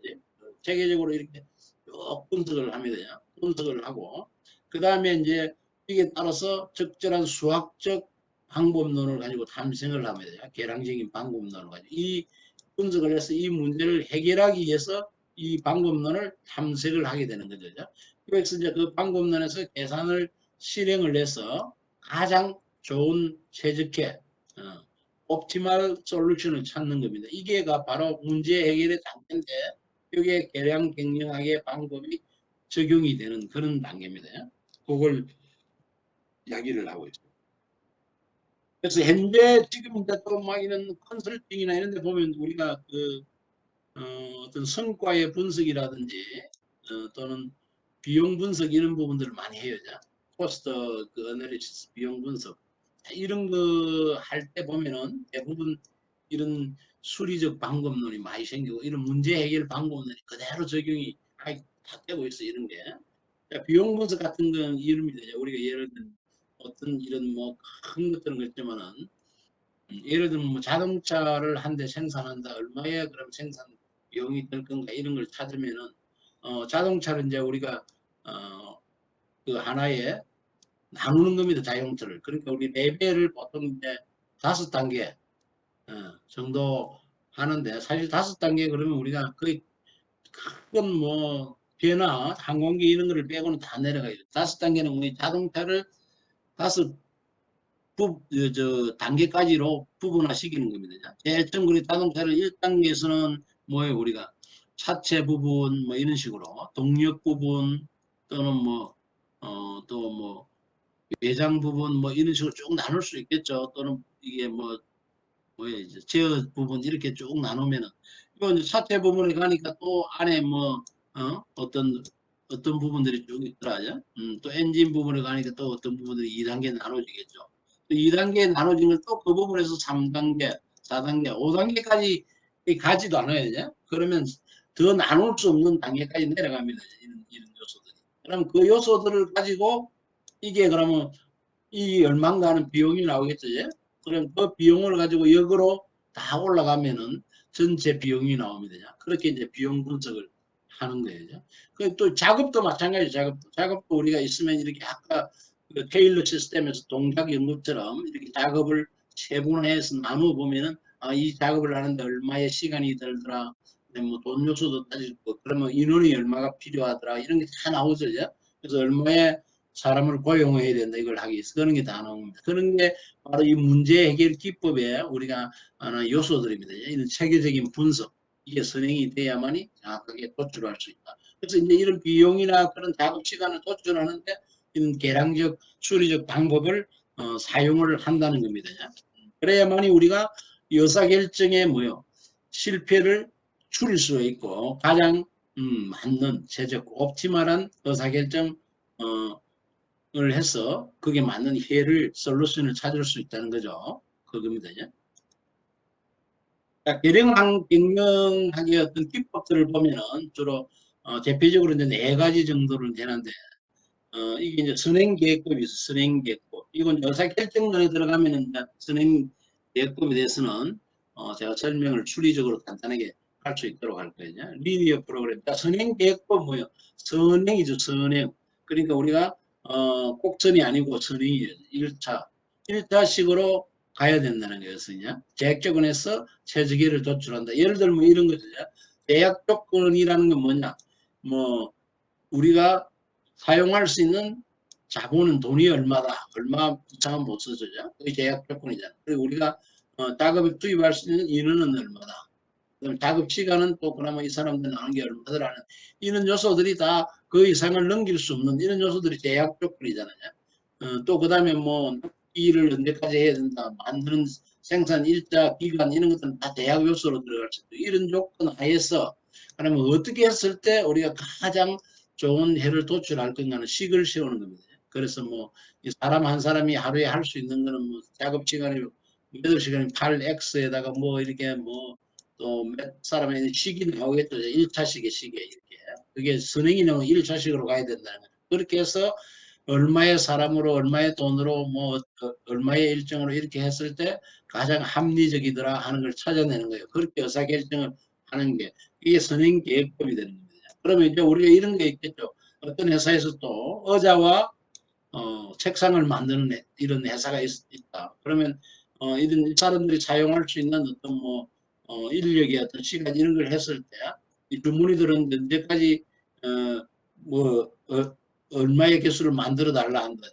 그럼 어떻게 우리가 작업을 했을 때 합리적일 건가. 그리고 이 가격은 또 어떻게 받는 게 가장 맞는가 그런 요소들을 결정하는 하나의 식으로 만들어서 끌어내는 겁니다. 그게 선행계획법이 되는 겁니다. 그 다음에 이제 재고 모형은 뭐냐, 인벤토리 모델링은 우리가, 재고가 하나의 이제 사실은 코스트입니다. 코스트냐? 비용입니다. 비용. 그러니까 우리가 재고 자체를 제로로 가져가면 가장 어떻게 보면 이상적이겠죠. 이상적인데, 그럴 경우는 우리가 기획 비용을 창출하게 돼요. 이거는 뭐냐? 갑자기 이제 고객의 수요나 이런 게 증가하고 요구할 때 부응을 못 하게 되는 거죠. 그러면 신뢰도도 잃게 되고 그런 어떤 더 볼 수 있는 기회를 상대적으로 잃게 됩니다. 그것도 하나의 코스트가 되는 겁니다.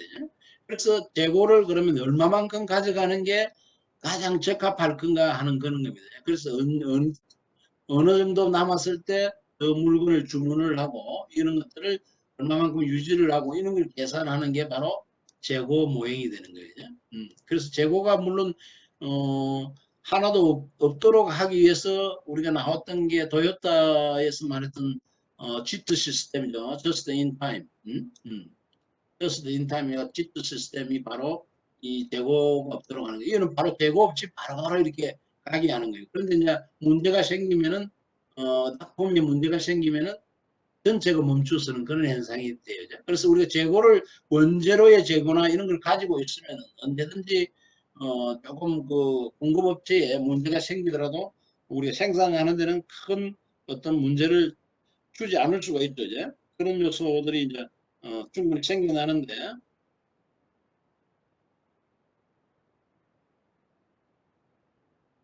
그런 게 이제 생겨나는 게 바로 재고 문제입니다.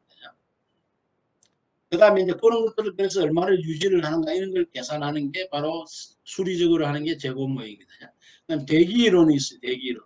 대기이론은 이제 작업 공정에서 이제 이렇게 앞서 말했듯이 컨베이어 시스템에 이런 걸 했을 때 얼마만큼 대기를 시간을 가져갈 건가 하는 이런 게 대기 행렬이에요. 그런 것들을 하는 것 또는 서비스 하는데 사람들을 얼마 정도 기다리게 할 건가 하는 거죠.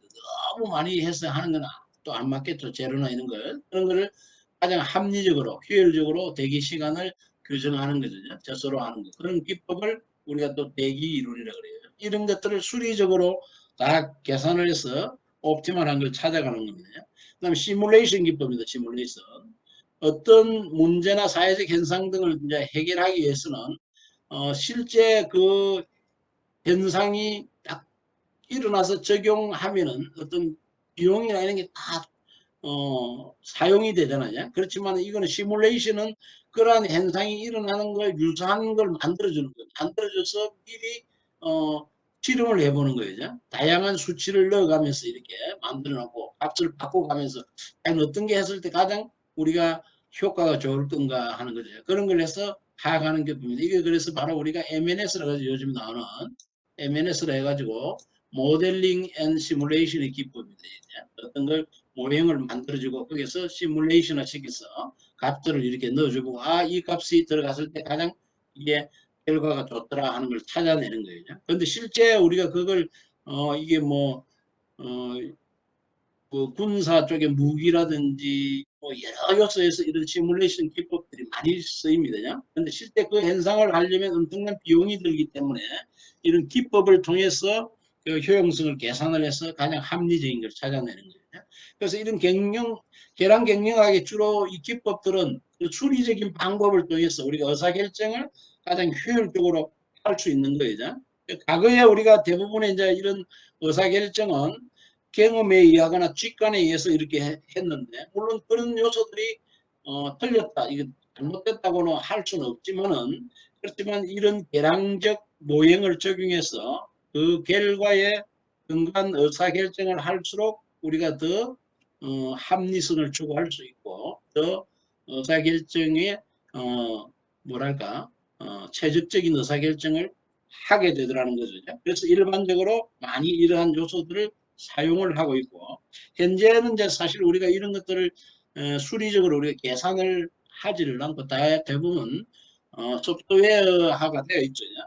그러다 보니까 그런 요소들이 많이 이제 컴퓨터화돼서 그걸 활용해서 운영을 실질적으로 하고 있는 부분들이 많습니다. 그게 우리 계량 경영학 부분의 요소고 이게 이제 하나의 사이언스 매니지먼트 사이언스 경영과학이라 그래가지고 많이 적용이 되는 그런 부분입니다. 자, 그다음에 이제 현대 경영학 이론으로 넘어갑니다. 자, 그 고전적 경영학과 행동학적 경영학은 대부분 조직의 어떤 내부적 팩터 요소입니다. 내부적 팩터에서 조직 자체, 작업 구조나 이런 데 관심을 두느냐 아니면 사람에 관심을 두느냐 행동 태도에 두느냐 이러다가 이제 버나드 쪽에 오면은 이 사람들 간의 관계 의사결정 이제 하면서 의사결정 관계 그 다음에 사람들의 상호 협력적 관계성을 이야기하죠. 근데 이제 이 현대 경영학으로 넘어오면서는 더 총체적이 됩니다. 그래서 이 조직 자체의 내부뿐만 아니고 외부와의 어떤 관계성 이런 요소들을 내부 요소들의 관계뿐만 아니고 외부 요소들의 관계도 다 망라해서 이제 이렇게 따지게 되는 그런 요소들입니다.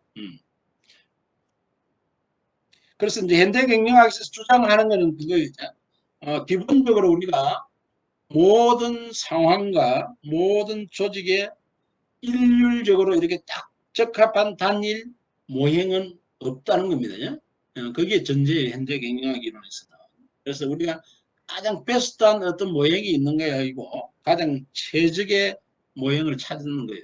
그래서 그거는 왜 그러냐? 인간의 가변성, 사람의 욕구의 가변성, 욕구라는 건 항상 바뀐다는 거죠. 바뀌기 때문에 거기에 대해서 우리가 가장 단일한 적용할 단일한 모형은 없다는 거죠. 그래서 어떤 현대 경영 이론에서는 그런 인간의 욕구의 가변성이 있기 때문에 단일 모형이 없고, 그래서 이런 이론을 통합적으로 이렇게 우리가 알아봐야 된다는 거죠. 그게 바로 현대 경영학 이론의 핵심입니다. 그래서 그게 우리가 여기는 시스템 이론과 상황 적합 이론 두 가지를 다루고 있는 거죠.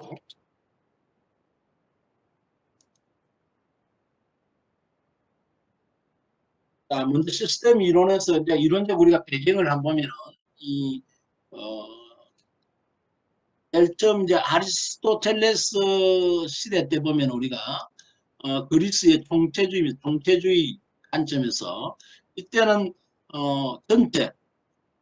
전체가 그 부분의 어떤 부분보다는 부분의 합보다는 크다는 거죠. 전체적인. 그러니까 행위상학적 총체주의라 그러면 이거를. 그래서 이때는 전체를 보는 걸 이제 이런 시각을 많이 가지렀어요. 그래서 이거 이제 봤는데 이러다가 르네상스 시대로 오면서 원자주의로 갑니다. 이걸 전체가 아니고 그 안에 구성되어 있는 요소들이 뭔가 하는데 중점을 두는 거예요. 그게 바로 분석적인 이제 사고에 기반을 두고 복잡한 현상을 설명할 때 우리가 이런 부분적인 걸 이제 다 보는데 이런 게 뭔 한계가 있냐면 이 부분을 보되 전체를 못 보는 거예요. 나무는 보는데 숲을 못 보는 거예요. 그러다 보니까 전체를 설명하는데 이 분석적 사고는 또 한계를 가지는 겁니다. 그러니까 전체 행위상학적으로 총체주의에서 또 부분적으로 왔다가 다시 이제 경험적 총체주의로 나가게 됩니다. 그게 바로 시스템 이론의 근거가 되는 거예요. 그러니까 이게 뭐냐면 다시 이제 우리가 전체를 보면서 안에 부분적인 것도 같이 고려를 하는 거예요. 경험적 총체주의가. 그 기계론적 측면에서 실질적인 이 시스템적 사고로 이제 전환이 되면서 이 전체적을 볼 수 있는 그런 요소가 바로 시스템 이론이라는 겁니다. 자, 조직의 목표를 달성하기 위해서 조직 내의 모든 제반 요인들이 적절하게 상호작용하고 조화로우며 균형을 이룰 수 있게 해야 된다는 얘기죠. 자, 이게 앞서 근대 조직 이론의 바나드가 했던 협동 체계론하고 협동 체계론에서 많이 발전해가 있잖아요. 바나드는 그 조직 내에 있는 사람과 사람과의 어떤 관계에 의해서 우리가 어떻게 협동 체계를 이룰 건가 하는 그런 요소를 바나드 강조를 했잖아요. 강조를 했는데 시스템 이론은 실질적으로 조직 내외에 다 해당이 되는 거죠. 제반 요인들이 서로 상호작용하고 조화롭고 균형을 이루어야 된다는 겁니다. 그래서 이 시스템 이론 자체는 우리가 시스템에는 크게 우리가 예부와 관계없는 폐쇄 시스템이 있고 예부하고 관계를 하는 개방 시스템이 있습니다. 대부분 여기서 말하는 우리가 향후에 말하는 시스템 이론은 다 개방 시스템입니다. 개방 시스템이라는 건 뭐예요? 시스템 자체가 그 조직을 하나에 갖는 이런 시스템 내에만 관계되는 게 아니고 외부의 환경과의 관계성을 다 고려를 해서 가야 된다는 겁니다. 예. 그래서 여러분들이 이제 앞으로 관리 과정을 공부를 하게 될 때 다음 시간에 의사결정론을 하고 그 다음에 가면은 이제 조직 환경에 대해서 하게 되는 거죠. 그 부분들이 바로 이제 여기서 말하는 시스템 이론에서 말하는 개방 시스템에서 말하는 환경의 요소입니다. 그래서 이 시스템 이론은 이제 안에 보면 이 전체 시스템 안에 세부적인 서브 시스템들이 또 있는 거죠. 또 밑에 또 뭐 서브 시스템이 또 나올 수도 있겠죠. 그런 시스템들이 상호 작용을 하면서 독립적으로 또 활동을 하면서 우리가 이제 관리론에서 보면서 우리가 관리 과정을 순환을 하면서 안에 보면 또 기능 부분들이 또 있잖아요. 세부 기능 부분. 이게 하나가 전체 서브 시스템이 되는 거예요. 또 안에 보면 뭐 기능 부분에서 예를 들면 뭐 인사 같으면 뭐 사람을 선발하고 또는 뭐 배치하고 또는 경력 관리하고 복귀하고 뭐 이런 게 또 서브 시스템이 되는 거예요. 그럼 이런 요소들은 독립적으로 움직이면서 활동을 하면서 또 상호 간의 어떤 관계를 다 가지고 있다는 거죠. 여기도 마찬가지고. 그래서 우리 이 기능 부분도 우리가 사람을 고용하고 물건을 만들고 이걸 또 고객과 연결하고 마케팅 쪽을 통해서 그다음에 이거 움직이게 하는 자본을 어떻게 조달하고 이런 게 각자 그 기능을 가지고 있지만 또 상호 간에 다 연결이 되어 있는 거죠. 그게 이제 우리가 하나의 시스템 이론들입니다. 시스템 자체에도 서버 하위 시스템들이 쭉 있고 그 시스템들이 상호작용을 하게끔 하고 있다는 거죠. 그러니까 우리가 그게 이제 특히 내부적 요소도 마찬가지고 또 환경에 있어서의 우리 팩터들 그러니까 뭐 고객이라든지 또는 뭐 우리 지적 또 환경 팩터라든지 또 공급자라든지 이런 요소들 그다음에 뭐 유사 또 뭐 제품을 만드는 그런 업체라든지 경쟁업체라든지 그런 사람들이 다 어떤 보면 외부 환경적 팩터에 들어가잖아요. 물론 내부 요소들에 이제 환경적 요소도 있겠지만 그런 것들을 다 고려하고 그러한 요소들과 이런 내부에 있는 시스템 요소들이 다 상호작용을 하고 있다는 게 시스템 이론의 전제입니다. 그러면 그런 시스템들이 안에 있는 요소들이 상호작용하고 또 독립적으로 움직이면서 어떻게 잘 건가는 거예요. 그래서 우리가 봤을 땐 이런 도해를 하면은 경영의 요소죠. 그래서 이런 경영의 요소를 우리가 이런 환경 배경 하에서 자본과 노동과 전략 정보 이런 거를 인풋을 시킵니다. 투입을 하면은 이런 전환의 과정에 들어가는 거죠. 이 안에서 관리 활동하고 우리가 이제 했던 관리 활동 있죠. 그다음에 각종 관리의 기법을 적용하고 또 운영하고 조직원들을 활동하고 그런 이제 또 보면 쭉 해서 이제 우리가 뭐 그런 기능 부분들을 해서 나오는 게 바로 산출이 되는 거죠. 제품이나 서비스가 나올 수도 있고 그다음에 또 재무적인 성과 돈 그런 게 나오고 또 비재무적인 성과 아주 만족도 이런 거죠. 만족도 그다음에 내가 소속돼 있는 소속감 이런 것에 대해서 프라이드식 이런 것들이 다 나오는 성과에 들어가는 거예요.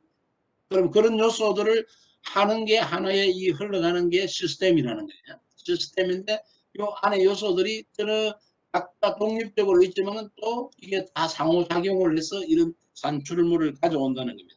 그게 바로 시스템 이론입니다. 그래서 시스템 이론이 우리 경영 관리에 주는 그런 시사점은 조직의 어떤 상호 의존적 요인들, 상호 의존적 요인들, 특히 조직에 있는 개인들 또는 조직 안에 있는 집단들 또는 뭐 공식 조직과 비공식 조직이라든지 또는 뭐 권한과 책임이라든지 또는 뭐요 규칙과 자율이라든지 뭐 권한 책임 여러 가지 이런 요소들이 다 병존하고 있는 거죠. 반대 개념이지만은 독립적으로 또 있지만 이런 요소들이 서로 관계성을 맺고 상호간에 잘 한 방향으로 갈 수 있는 거죠. 그게 바로 이 시스템 이론이 주는 시사점이에요. 그래 구성원의 어떤 태도나 동기, 직위 뭐 이런 건 총체적인 거, 종합체가 우리가 하나의 시스템이다. 그 안에서 그럼 관리자들은 이런 시스템에서 뭐를 해야 되냐? 이런 요소들이 원활하게 상호작용을 해서 조직의 목표를 달성하는데 기여를 할 수 있게끔 조화롭게 균형을 이루게 해야 된다는 거죠. 그래서 이런 의사결정을 할 때 그래서 반드시 자기가 독립적인 요소만 가지고 자본에 대해서만 의사결정이 하는 게 아니라 그걸 할 때는 노동 전략 정보 이런 요소들도 역량의 요소이기 때문에 고려하면서 함께 해야 된다는 거죠. 전체를 보면서 가야 된다는 겁니다. 그게 바로 시스템 이론입니다.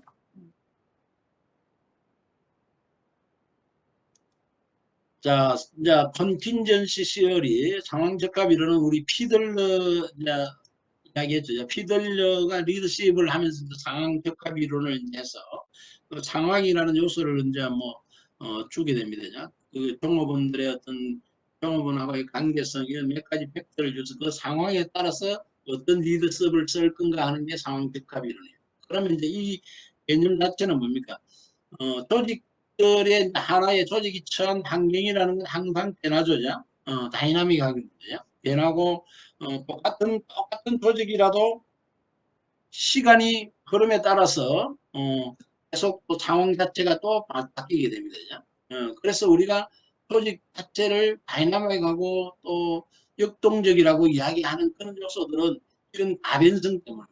환경 자체가 바뀌고 시간의 흐름에 따라서 조직도 바뀌기 때문에 늘 우리가 하나의 어떤 그런 걸로 정형화시켜서 모형을 쓸 수는 없다는 거죠. 이에 따라서 조직에도 각 상황에 맞는 적합한 관리 기법이 적용돼야 된다는 이론이 상황 적합 이론입니다. 상황에 따라서. 그래서 컨틴전시 시어리라 그러거든요.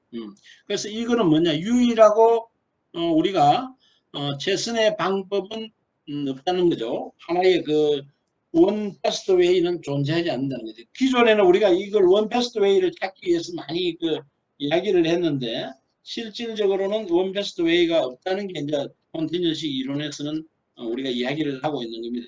그래서 그러기 위해서는 우리가 다양한 이런 그 상황을 고려해서 그게 맞게 가야 된다는 겁니다. 그래서 여기서 적합 상황 적합 이론은 그래서 앞서 말했던 우리가 유일하고 최선의 방법을 인정을 하지 않는 거예요. 그래서 여기서 우리가 규정하는 주요 상황 변수들 상황의 동결성을 판단할 수 있는 변수들을 이제 여기 여러분 표제에서는 그게 뭐 환경적 특성, 조직 규모, 개인적인 특성과 조직 문화, 가업의 구조와 정도 이랬는데 이런 상황 요소들은 굉장히 많이 나올 수가 있겠죠. 그래서 여기는 예로서 이렇게 한 4가지 정도를 동결성 여부를 판단할 수 있게끔 이렇게 두고 있는 겁니다. 예를 들어서 환경적 특성 같은 경우 사실 이제 기업을 둘러싸고 있는 환경은 항상 변하고 있잖아요. 우리 환경 요소를 이야기할 때 굉장히 급변하는 그런 퓨카의 시대다. 그래서 뭐 환경 자체가 불확실하고 또는 뭐예요, 또 불확실하고 언서튼티하고 또뭐 애매모호하고 또는 뭐 앰비규어티하고 막 이런 요소들이죠. 복잡하고 컴플렉스하고 이게 이런 요소들이 환경의 요소다. 그렇기 때문에 항상 변하고 안정적이지 않다는 거죠. 그러기 위해서는 우리가 관리 기법이 이런 환경 요소를 고려해서 그런 요소를 예측해 가면서 어떤 걸 쓸 건가를 판단해야 된다 하는 거죠.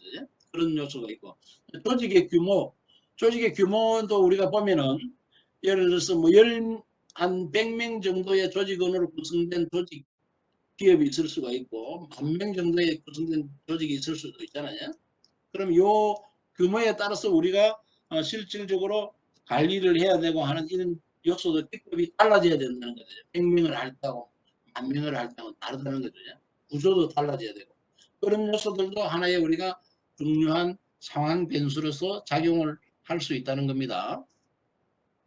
그 다음에 개인적인 특성, 개인적인 특성에 따라서 우리가 조직을 구성하고 있는 각 개인들의 어떤 특성, 사람들의 특성이 좀 어떻더라, 좀, 앞서 말했던 그런 뭐 XY 이론이나, 그 다음에 뭐, 성숙, 미성숙 이론에 나오는 그런 특성처럼 완전하게 구분이 되면은 뭐, 좀 관리가 좋겠죠. 그렇지 않더라도 사람들의 특성이 좀 우리는 보니까 지시를 받는 걸 좋아하는 사람들이 많더라. 또는 아니면 뭐, 스스로 능동적이고 찾아서 하는 이런 특성을 가진 사람이 많더라. 그런 요소들도 아주 중요하죠. 중요하거든요. 조직의 문화가 굉장히 하합적인지 아니면 조직의 문화 자체가 개인적인 그 개성을 강조하는 그런 건지 이런 데 따라서도 우리가 관리할 수 있는 기법을 적용한다는 것은 다 달라져야 된다는 거죠. 그런 요소들. 그다음에 가업의 구조화 정도. 업무가 얼마나 구조적인가에 따라서 조직 상황이 또 달라지겠죠. 업무가 구조적이고 업무 자체가 자꾸 반복적인 정형적인 이런 일을 하는 것인지 아니면 비반복적이고 창조적이고 창의적인 업무를 하는 것인지 그게 따라서 관리 기법이 또 달라집니다. 그래서 이런 하는 환경적 규모 그다음에 개인과 조직의 문화 가업의 구조화 정도 이런 요소들뿐만 아니고 우리가 또뭐 실질적으로 많은 이런 그 상황 변수들을 찾아낼 수가 있겠죠. 가령 예를 들어서 여러분들이 보면 우리가 IT 계열 기업들에 근무하는 사람들하고 그다음에 우리가 뭐 건설업에 또 하는 사람들이 있을 거고 또는 뭐 이런 생산하는 쪽에 있는 사람들 물론 다 생산은 하겠지만 제조업이죠. 제조업 일반 제조업적으로 하는 사람들 이런 사람들이 있으면은 이 사람들의 특성들이 우리가 다르잖아요. IT 쪽은 어떤 창의적인 그런 것도 있지만은 자기들이 개인 중심에서 또는 소규모의 그룹 중심에서 그런 게 움직이는 게 많고 이 건설업 같은 경우는 전체의 어떤 관리나 이런 것들이 또 강화돼야 되겠고 또 일반적 제조업에는 뭐예요? 자기에게 주어진 그 업무 중심에서 가면서도 전체적인 어떤 이런 걸 이끌어가는 제품을 만들기 위해서는 그런 요소들 이런 문화들이 우리가 다르다는 거죠. 이게 이런 업종에 따라서 또 달라질 수가 있고 우리나라에서 그 한테 대표적으로 양대 그 산맥의 기업이라면은 실질적으로 그 현대그룹하고 또는 삼성그룹을 옛날에 이야기를 많이 했잖아요. 근데 저 현대그룹의 우리가 특성을 보면은 좀 중공업 중심이고 좀 어, 거대하고 좀 탱크주의적인 이런 요소가 많았잖아 문화가. 그래서 건설업이나 중공업 이런 쪽으로 많다면 삼성은 좀 뭐래도 섬세하고 좀 이런 또 IT 쪽으로 전자 쪽으로 이런 쪽으로 많이 발전이 된 거거든요. 그래서 이게 서로 문화가 다른 거예요. 그렇게 해서 지금 그 산업의 구조도 보면 그 그룹들이 가지고 있는 구조들이 대부분 그런 쪽으로 발전을 해오고 있는 거죠. 그래서 그런 요소들이 바로 조직의 문화적 팩터. 그랬을 때 다 또 관리하는 방법이 다릅니다. 현대에서 관리하는 거, 삼성에서 관리하는 거, 또 유통 쪽에 신세계나 롯데 이런 데서 하는 거 다 다를 수가 있겠죠. 그런 게 우리가 상황의 어떤 하나의 변수입니다. 그래서 상황에 맞게 관리를 해야 된다는 게 바로 상황적합 이론이 되는 겁니다. 그래서 이거는 하나의 유일한 방법이 있는 거고 그 상황의 변화에 따라서 관리도 변화해 가야 된다는 겁니다. 그래서 현대 경영학은 그게 시스템 이론과 상황적합 이론 두 개가 있습니다. 자 그러면 현대 경영학 이론과 그 전 이론 간의 비교를 간단하게 해보면은 자 최선의 대안이 있는가 이 요소를 갖고 볼 때 현대 경영학 이론은 없다는 거죠. 그때 이게 뭐예요? 그때가 바로 상황입니다. 상황에 맞게 달라져야 한다는 게 현대 경영학 이론이다. 그다음 그 전에 이제 고전적인 행동학적 이론에서 보면 최선의 대안이 있다는 거예요. 그걸 찾는 거였는데 현대는 그런 게 없다. 그리고 이 시스템 자체도 우리가 하나에 보면은 환경과의 시스템 관계를 보면 개방 시스템이다. 오직 내만 보는 게 아니고 외부 요소를 다 고려를 하는 그런 게 현대 이론이라면 옛날에는 조직 내만을 보는 거죠. 조직 내만을 보는 폐쇄 시스템의 어떤 관점을 가지고 있었다는 겁니다. 그다음에 시야의 범위를 보는 이제 외부까지 굉장히 넓게 봐야 돼. 광범위하게. 그렇지만은 그전 이론은 조직 내부에 한정돼서 있다는 거다. 그래서 이런 관점을 봤을 때 우리 관점 자체가 현대 경영학이 굉장히 넓은 하나의 거시적 관점이죠. 거시적 관점이라면은 그 이전에 우리가 고전적이나 행동학적, 고전적은 우리가 그야말로 조직 중심에서 받는 거라면 행동학적은 인간의 행동, 그러니까 태도, 동기 이런 요소에서 봤죠. 그래서 이런 요소들은 다 미시적 관점을 본다. 미시적 관점에서 봤다는 거죠. 그래서 크게 현대 경영학 이론과 그 전에 고전적 이론의 차이는 이렇게 우리가 대안에 있는가 없는가 우리는 그 차이 또 환경과의 어떤 시스템의 개방이냐 폐쇄냐 또는 시야가 외부까지 있냐 내부냐 그 다음에 거시적이냐 미시적이냐 이런 차이로 해서 구분을 지어볼 수가 있는 거죠.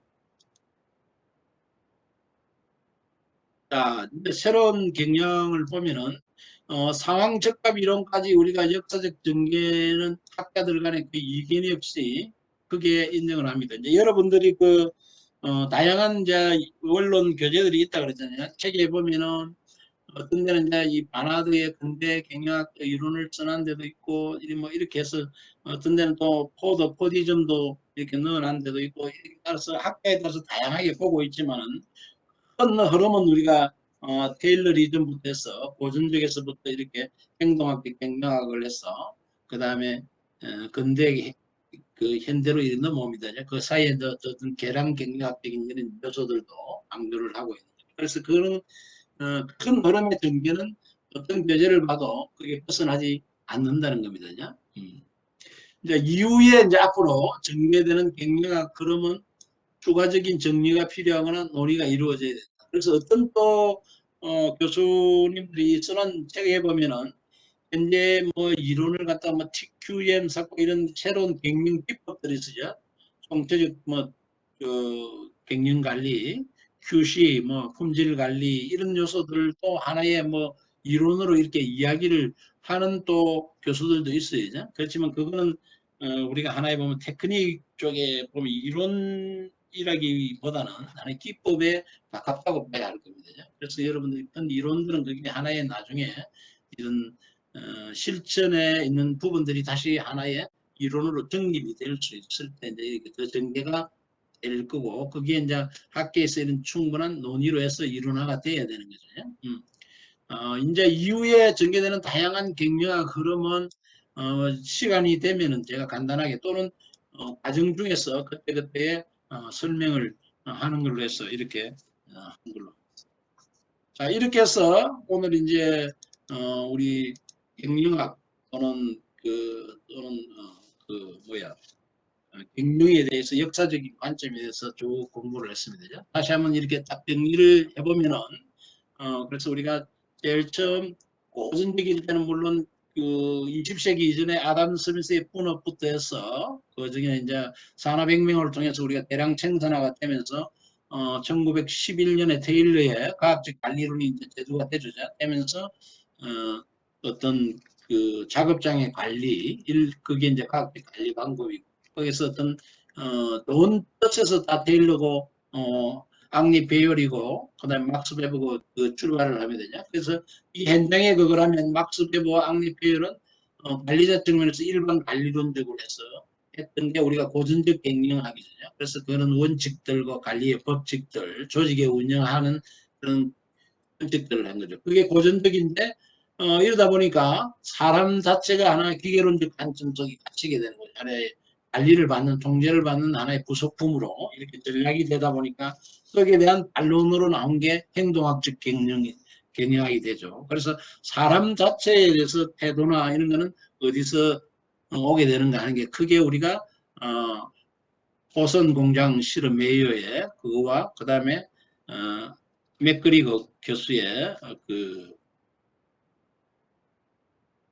메슬로우의 그 욕구 5단계 이론 이 배경으로 해서 사람의 그 욕구를 충족시킨다. 욕구가 충족이 안 되니까 사람은 인장을 하고 태도의 변화, 행동의 변화가 온다는 거죠. 그러기 위해서 그 욕구를 충족시켜줘야만이 더 조직에 기여를 하고 효율적으로 갈 수 있다 하는 거죠. 그래서 사람의 행동과 그런 욕구 이런 걸 중심으로 해서 풀어나갔던 게 행동학적 경영학이죠. 그 다음에 이제 근대로 넘어가면서 바나드는 이 고전적하고 행동학적에서 나오는 요소들에서 우리가 어떻게 하면 그걸 개별 요소를 보지 않고 협동 체계로 해서 이렇게 상호 간의 관계성을 어떻게 좋게 함으로 해서 조직의 효율성을 높일 건가 하는 게 바나드의 협동 체계론입니다. 그 다음에 이제 바나드에 비해서 사이먼은 뭐예요? 사이먼은 의사결정론이라 했죠. 이게 명령 체계를 했을 때 명령의 유효성은 수용의 여부에 달려더라. 그러면 수용을 했을 때 그 명령은 유효성이 있는 거죠. 그러다 보니까 명령을 내리는 사람이 합리적 명령을 내려야 된다. 그러면 합리적 명령은 어디서 오느냐? 의사결정을 정확하게 잘 해야 된다는 거죠. 그 선택을. 그래서 그 이제 그렇게 해서 의사결정론을 사이먼 교수는 강조하게 되는 겁니다. 그런 요소가 있고 이제 계량경영학은 2차 대전을 배경으로 해서 수리적이나 통계적인 걸 우리가 경영의 전목에서 의사결정을 어떻게 하면 더 옵티멀한 솔루션을 찾는 쓸 건가 하는 그런 기법들이죠. 그래서 선행대학부터 뭐 SM 시뮬레이션 기법, 뭐 MNS 모델 앤 시뮬레이션 기법, 대기이론, 재고이론 이런 것들이 이제 그때 쓰인 거고 지금은 이제 전산화 시스템으로 다 됩니다. 그 다음에 이제 현대 경영학으로 와서 우리가 현대는 뭐야? 그게 시스템으로 해서 예부 개방 시스템으로 해서 예부와의 요소 안에 각 서브 시스템들의 독립적 요소와 그 상호 협동적 작용, 상호 작용하는 그런 요소들을 함께 봐야 된다는 그런 게 시스템 이론이고, 그다음에 이제 컨틴전시 이론은 상황 적합으로 상황에 따라서 항상 관리나 이런 걸 변해야 된다. 그래서 그런 상황의 동질성의 변수를 어떻게 우리가 측정할 건가에 따라서 다양하게 나올 수가 있다는